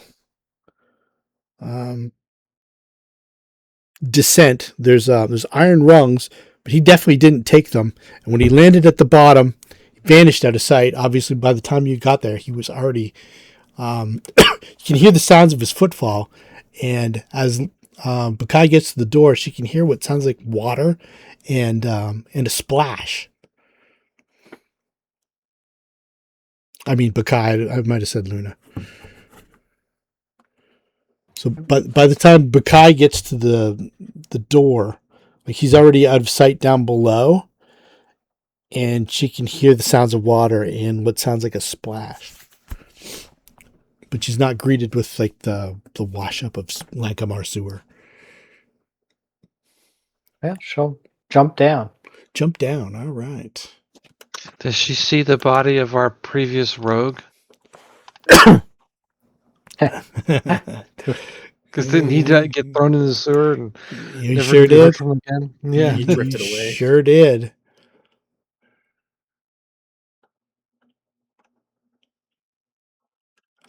Where is it here? I forget what his character's name was. Gray Mage was the player. Yeah, it was Joe. Ibn And, something Joe. yeah, that's right. All right. So now we have to go to a new map. Let me fix a couple things here. Dyson's logos. These maps are fabulous. These are some of my favorite things. So Bakai jumped out, but the rest of us are still here. Why did the guy leave jumping out the window? He didn't jump down he jumped down the stage door. You don't know why. Oh, okay. He okay. It was almost like he was escaping. He didn't want to be seen, or like he'd committed some kind of crime that obviously you didn't see. So let's see, Bakai. I'll show you all up. Gear. Yeah, exactly. It seemed strange, and it seemed very dramatic. Yeah. Guy likes drama. Jumps down, uses her wings to kind of land. So what I'm going to do is I'm going to just put you out one at a time as you get to the bottom. So keep your tokens where you are. Yeah, how deep is this hole and what's at the bottom? It's a 10-foot drop. And what's at the bottom, now that Bakai is down there, it's a set of stairs that goes left and right. Goes down to the left. She goes running down. Okay, she goes running down. Who's next? Yeah, I imagine we can tumble down just without getting harmed. It's a 10-foot drop, so let's get an acrobatics check from Bakai. See if she. Bakai, when she jumped down, used her wings, spread them out to land. Okay, perfect. So you guys, whoever rushed up with her, I don't know if anyone did. That'd be me. Okay. And acrobatics, I go down. You can also climb down. Okay, climb. Yeah, there's Actually, that acrobatics was the belly flop. Yeah, you slide into the hole. I was going to say I went down head first. Yeah, you nut yourself on the stage door. Let's see here. I missed on something here. There we go. I'm gonna follow, but I'll probably end up between myself, Score, and Marcus be last. Okay, so he was looking for action. This is action, so I imagine he'd be interested to see where this goes. Yeah, Arthur will climb down. He doesn't feel like jumping down there. All right, so Zed, let's see here, was first to go. Where was he here? So he kind of gets to the point. He thinks about jumping. He kind of goes to step on the first rung, kind of awkwardly, and goes to climb. He sort of misses the first step. Give me a actual climb check now. Call it a DC 10. See if you can catch yourself from falling 10 feet. Nope. Okay, so he was thinking about jumping, and then nope, and then he pulls up and he goes to hit the ladder fast, and his foot slips, and kind of banana peels his way down there. Kind of goes ass over tea kettle, and lands on his back for that hurts. 5 points of damage. As an old person now, I'm like, that really hurts. Yeah, that'd kill most people. So you watch that step. So at the top, we're going to go sort of round by round now. Let's do initiatives for everybody. I'm going to roll even for we're going to call him the Midnight Phantom from now on. Not to any connection with the Phantom of the Opera. Why do I have a -2 effect on me? Let's see. Let's check too all our stuff. There's -2. Midnight's not here, and he had a higher initiative than me. Yeah, Midnight is definitely not here. My initiative should be +4. Let's see here. Do we got any lingering effects on Zed? I don't see anything. It must be one of these things is written wrong. Grappled still on you. Grappled still on you.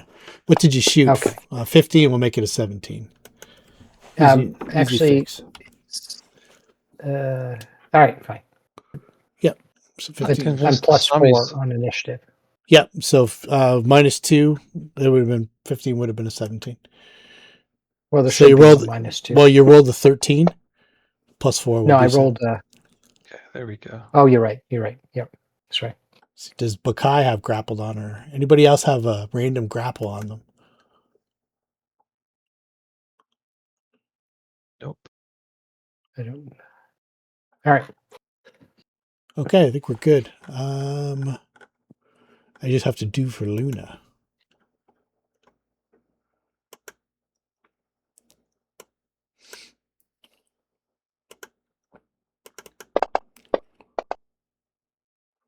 Okay.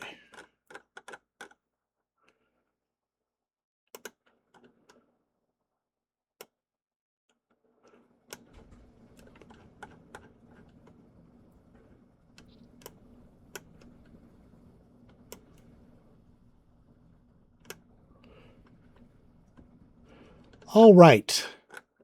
So Arthur is the first up. So you see Zed on his back at the bottom of this, I don't know, maybe a stage door leading down to a... You can't really see the stairs until you get down there. It just looks like a 15 by 15 concrete cellar of some sort. Yeah, considering the fact that considering the fact that he banana peeled himself, Arthur is going to. If you take your He's not time, even gonna. you He's take not even gonna bother with. if you take your time and just climb down normally instead of trying to hot foot it, you should be fine. Yeah. No, I don't need. No, you know what? He will. Arthur will. He's not even gonna bother with that. He's just going to. He's going to go ahead and place a fly upon himself as he's going to float himself down there. Okay. Also doubles his movement to be useful in case we have to chase. Okay. So he'll go ahead and float down there. All right. See here, put you right there, just so you're not on top of Zed. So let's call that 15 feet to there.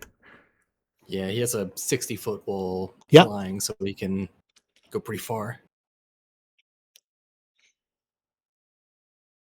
Feel free. You can see what you see in this room. It's almost like this room here. It's almost like an old dingy basement. That's a lot bigger than you would, like a 15-foot wide stairs, pretty elaborate. It seems fairly empty, but it also seems fairly ornate. There's you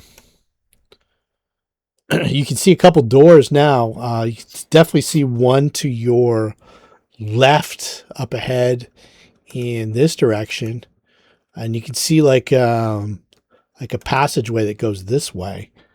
That could very well be a door. Do I have line of sight on? I think I No, do. you do not. There Yeah, we so- go. Okay. There we go. Turn the lighting off. That's always just a hassle. Oh, the map just disappeared for me. Yeah, because you guys aren't on it yet. Oh, okay. Yeah, you're not in there yet. Yep.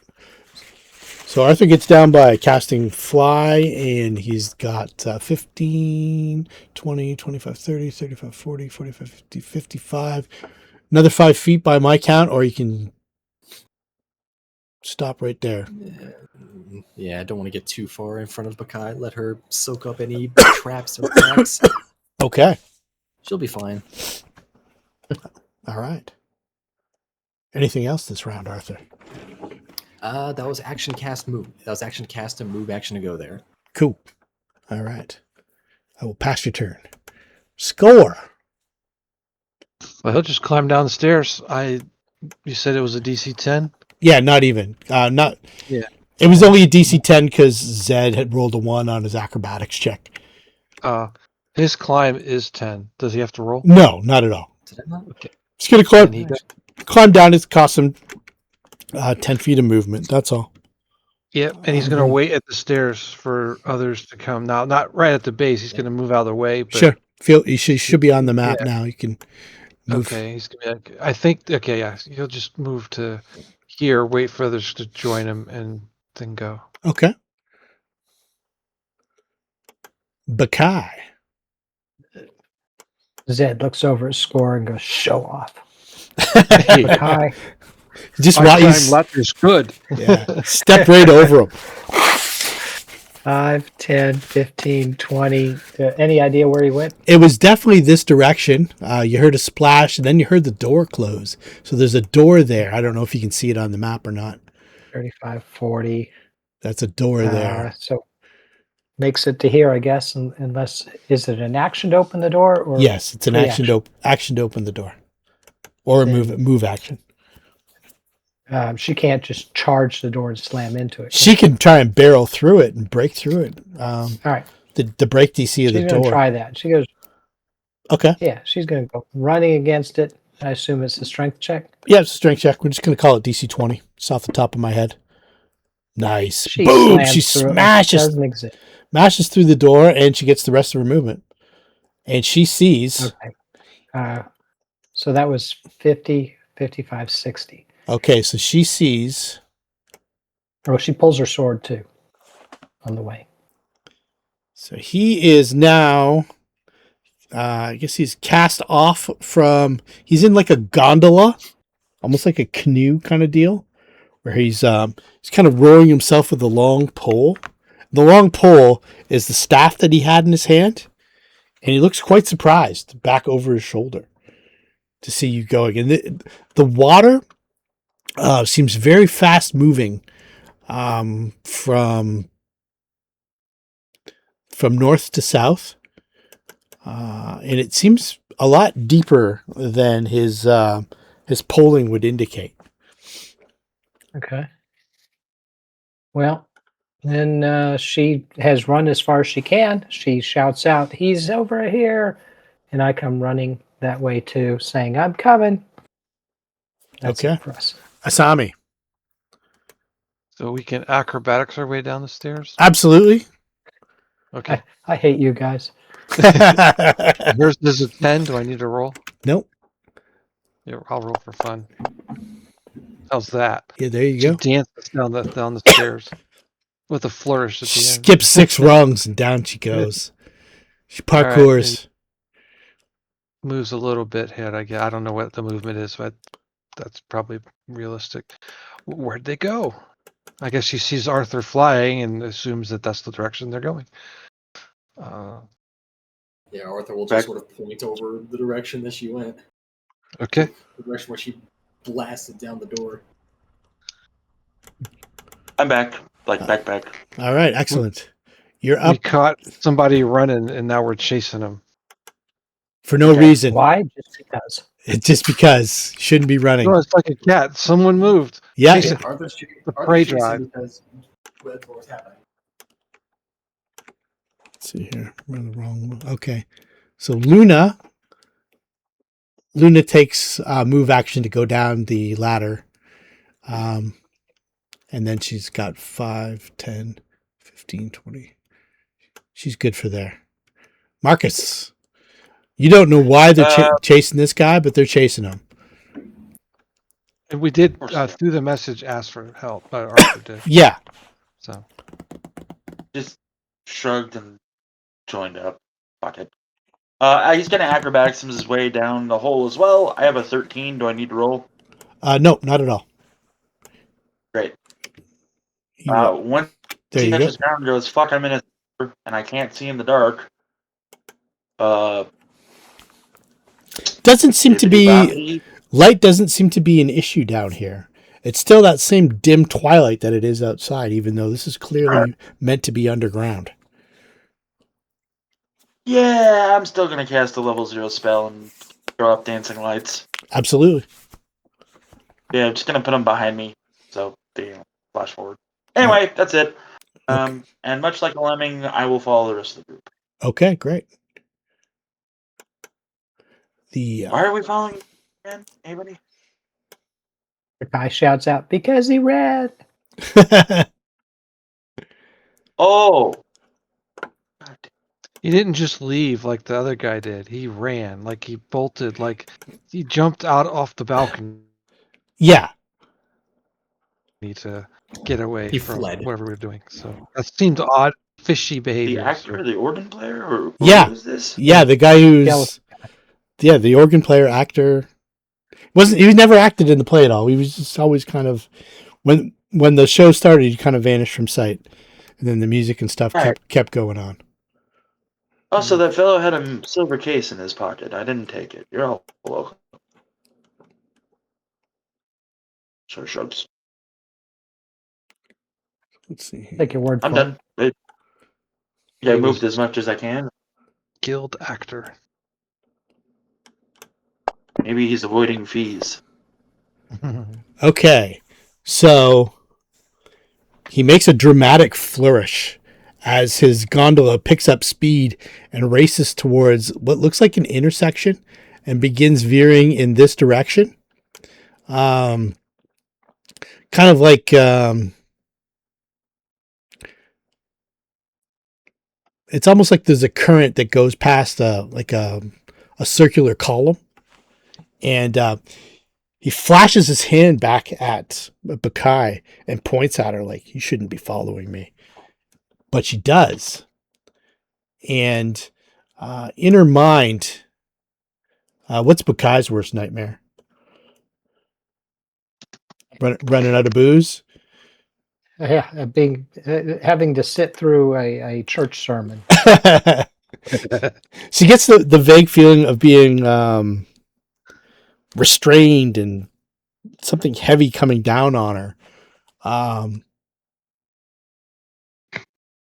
But I don't like peas. Don't but make me eat she peas. resists.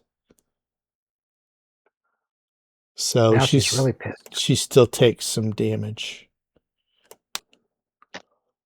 Now we gotta chase him. Now you have to chase No, we her. don't. Oh, no, we don't.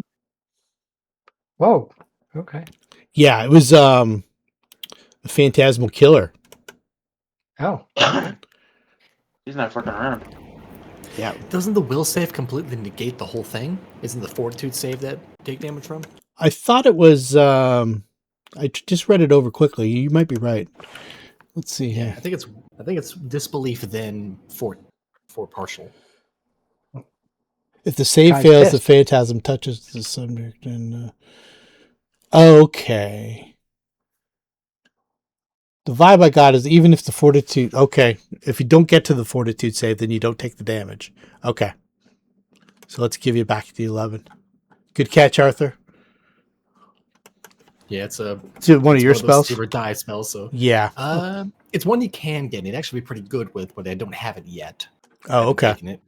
You've seen it in action a couple times, so Yeah, the Mothman did it. yeah, that's right. Excellent. Okay, so He used to have a similar spell, Phantasmal Assailant. Arthur. All right.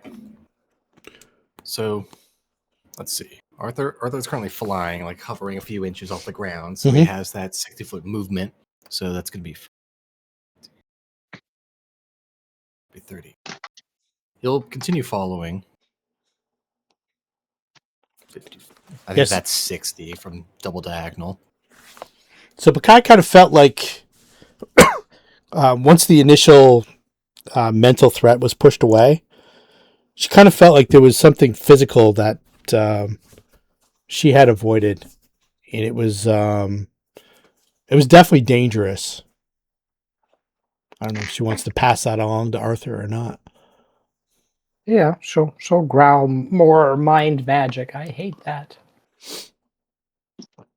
As she looks at Arthur. Oh, sorry. No, I hate it. She was going to say present company accepted, and then she decided against that. No, just hate it. An illusionist. Not surprised. He's not within range to do any spells on him. Most of his spells are close range. What he can do is get a lot closer, though.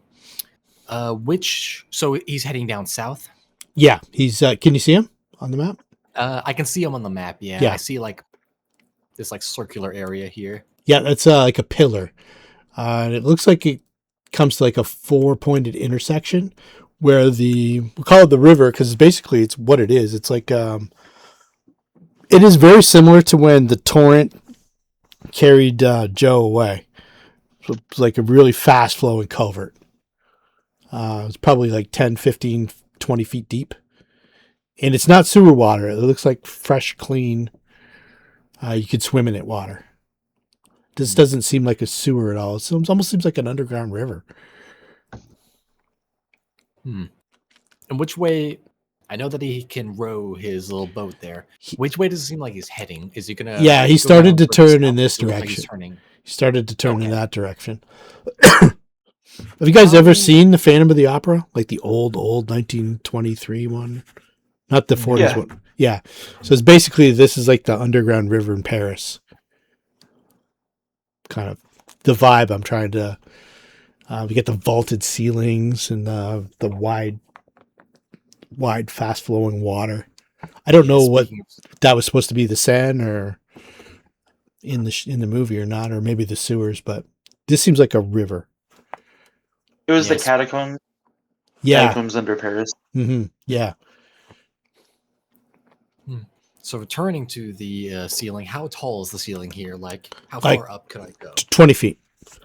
20 feet? Yeah, it's pretty elaborate. It's like 15, 20 feet wide, 20 feet. It's a vaulted ceiling. Say by the walls, it's 15, and it kind of up near the middle, it's 20. All right. In that case, Arthur will. So he's probably gonna have to double move, bring him. I think with 60, he can bring himself to around here-ish and like get to not quite the top of the ceiling, but like get higher up in case there's anything. In case there's more dangers here that are more landlocked. Okay. Yeah, so like right about there, you could probably be around the 20-foot high mark. That's where the top of the vault is. Yeah, he will go up there and he will he'll also stay where he is. So in case like something knocks him out of the air or like dispels his flight, he'll land on the ground and not fall into the river and get swept away because he's not a good swimmer. Okay. Yeah, that'll be a double move for that, just to get him within range of potential stuff. Also, so we can watch where he's going and what he's doing. Gotcha. Very good. Score. He's going to hold action until after Asami goes. Okay, so I'll put him to Asami's 15. We'll make him 14.9. Yeah, it'll work. All right. So let's, who's next up? Bakai, I believe. Bakai grumbles, Zed, get up here. I want him. And then holds her initiative to 16. Okay, very Drops good. it to after Zed.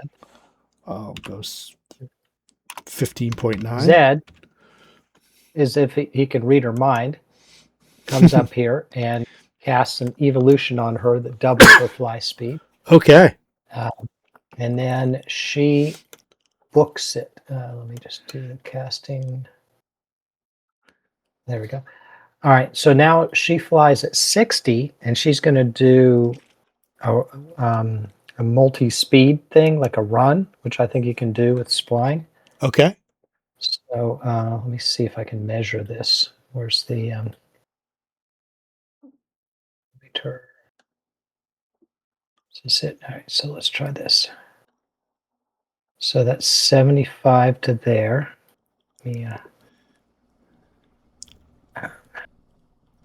Actually, you know what? She is going to go right there. So if he, she could charge. She's gonna go right on. She can do a maneuver or something. She can like charge. That. Yeah, she can do an attack and charge. Yeah. I think double move in a straight line. I can see it. He's then, if you want.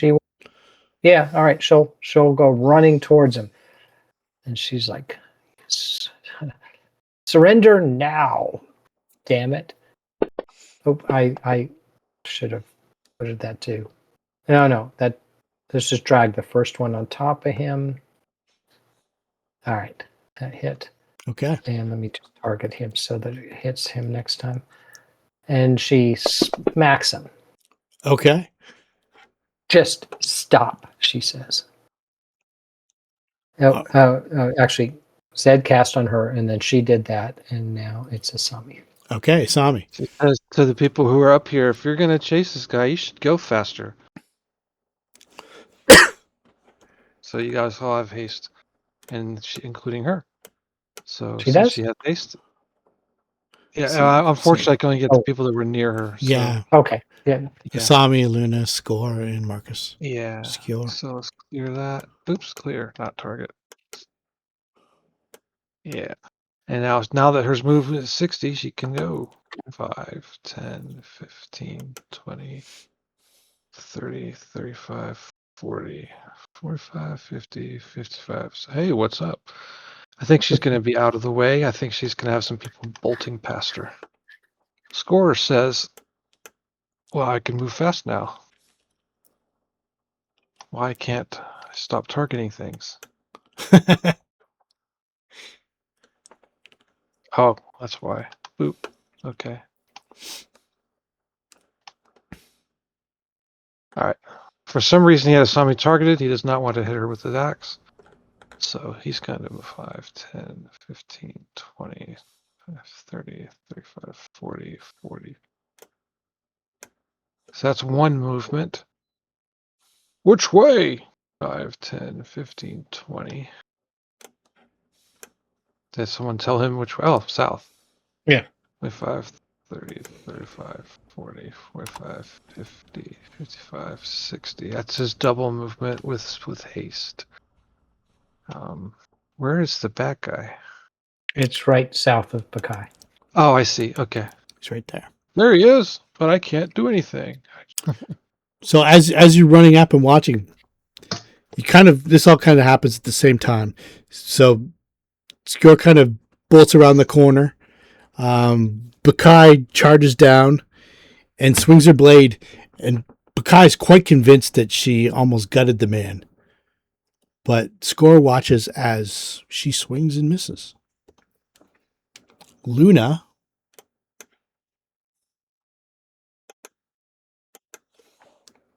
Hit him with that big ass sword of yours. That's what the score says. He thinks it's just take the sword and hit the target. Normally it is. Luna comes in here and she says, "What the hell are we doing?" Score. And Not that's being mean. double move, but she's going to stop right around there. Marcus. Right. We can now go fast, yes? Yes. Yes.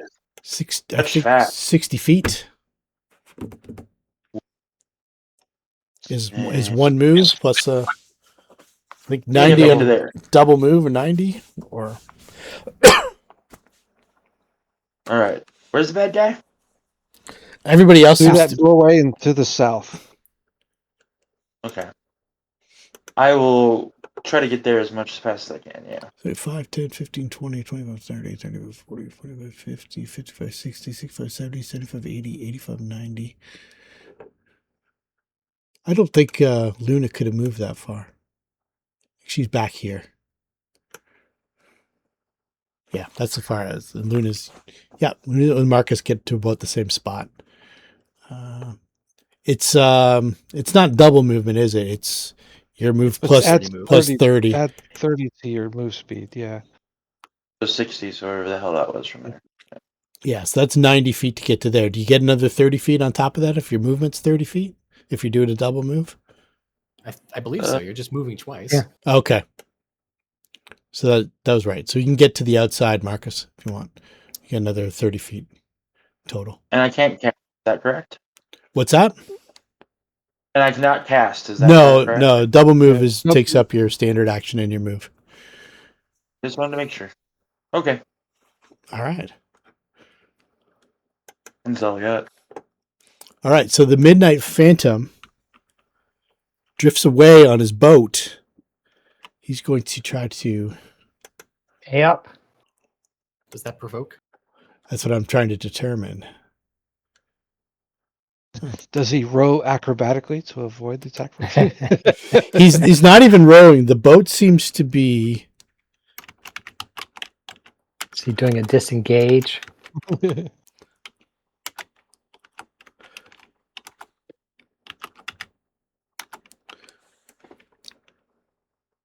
Jesus, I can't even spell. The boat Sounds seems. overrated.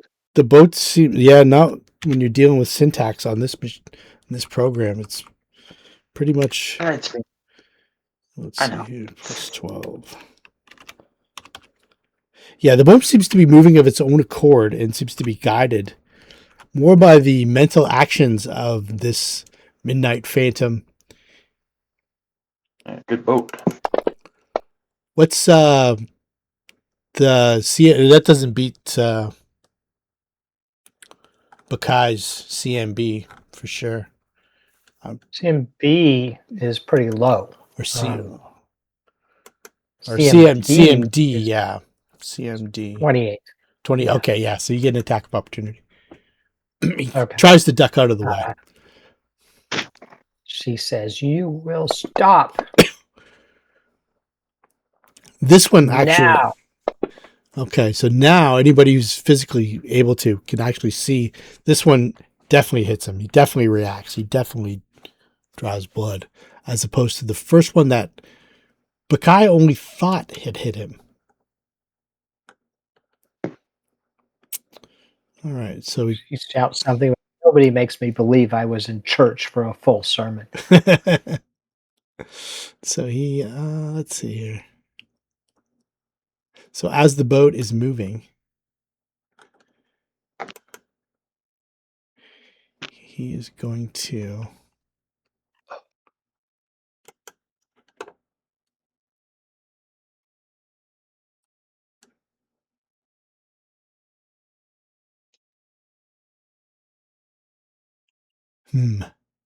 Okay.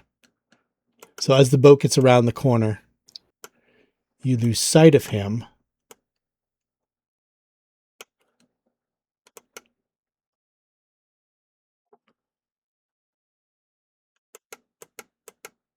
Arthur.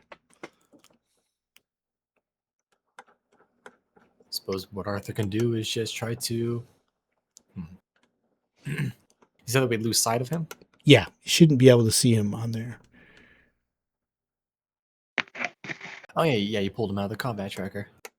No, I just hit him. When you go around the corner, you can kind of see him. He looks like he teleports dimension doors. Oh, of course he does. That should be 20. A Bane. 30. So now you can see the boat kind of floating of its own accord. And it is right about...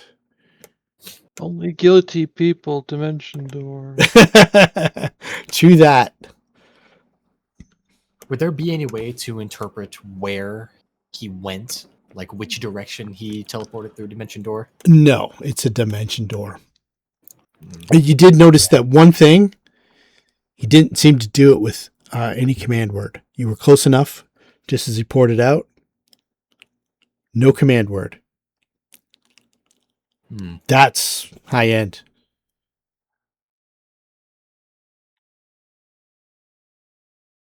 Well, not too high end if he was running from our little group, right?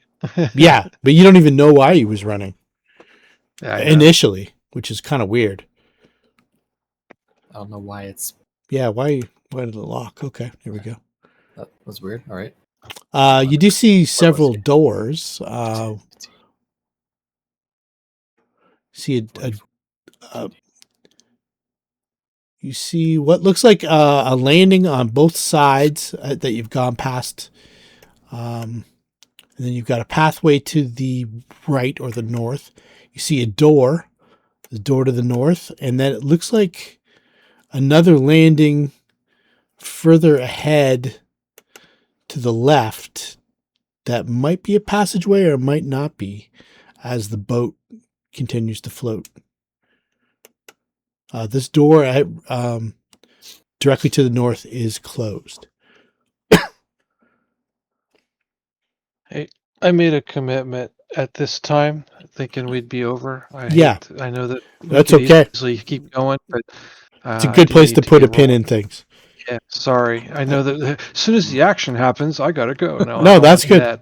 That's cool. Sorry. That's all right. We'll spend his last 10 movement getting there. All right, excellent. Then we'll pick it up here next time. Do you have an action that you might want to do, Arthur? Or is it He double moved. Double moved. Okay, cool. All right, we'll pick it up Yeah, here fly quite the distance. in 2 weeks. So 2 weeks Cool. will be the 29th. Is that good for everybody fine. for New Year's I'm Eve and good stuff for like that. that? Okay. Yeah, Barring so- any last minute shit that comes up family wise, I can't predict. But Yeah, as for of sure. Today, I'm good. Okay, excellent. Yeah. I don't know. Might be in New Mexico. Okay. So it's my birthday around Ah. that time. So Happy birthday. If Thank we you. don't see you. Excellent. So we'll see you in a couple weeks or have a happy holiday and a happy new year, everybody. Yeah. Well, we'll see you in a couple weeks. Well, have a happy Christmas and stuff like that, at least. Yeah. Yep.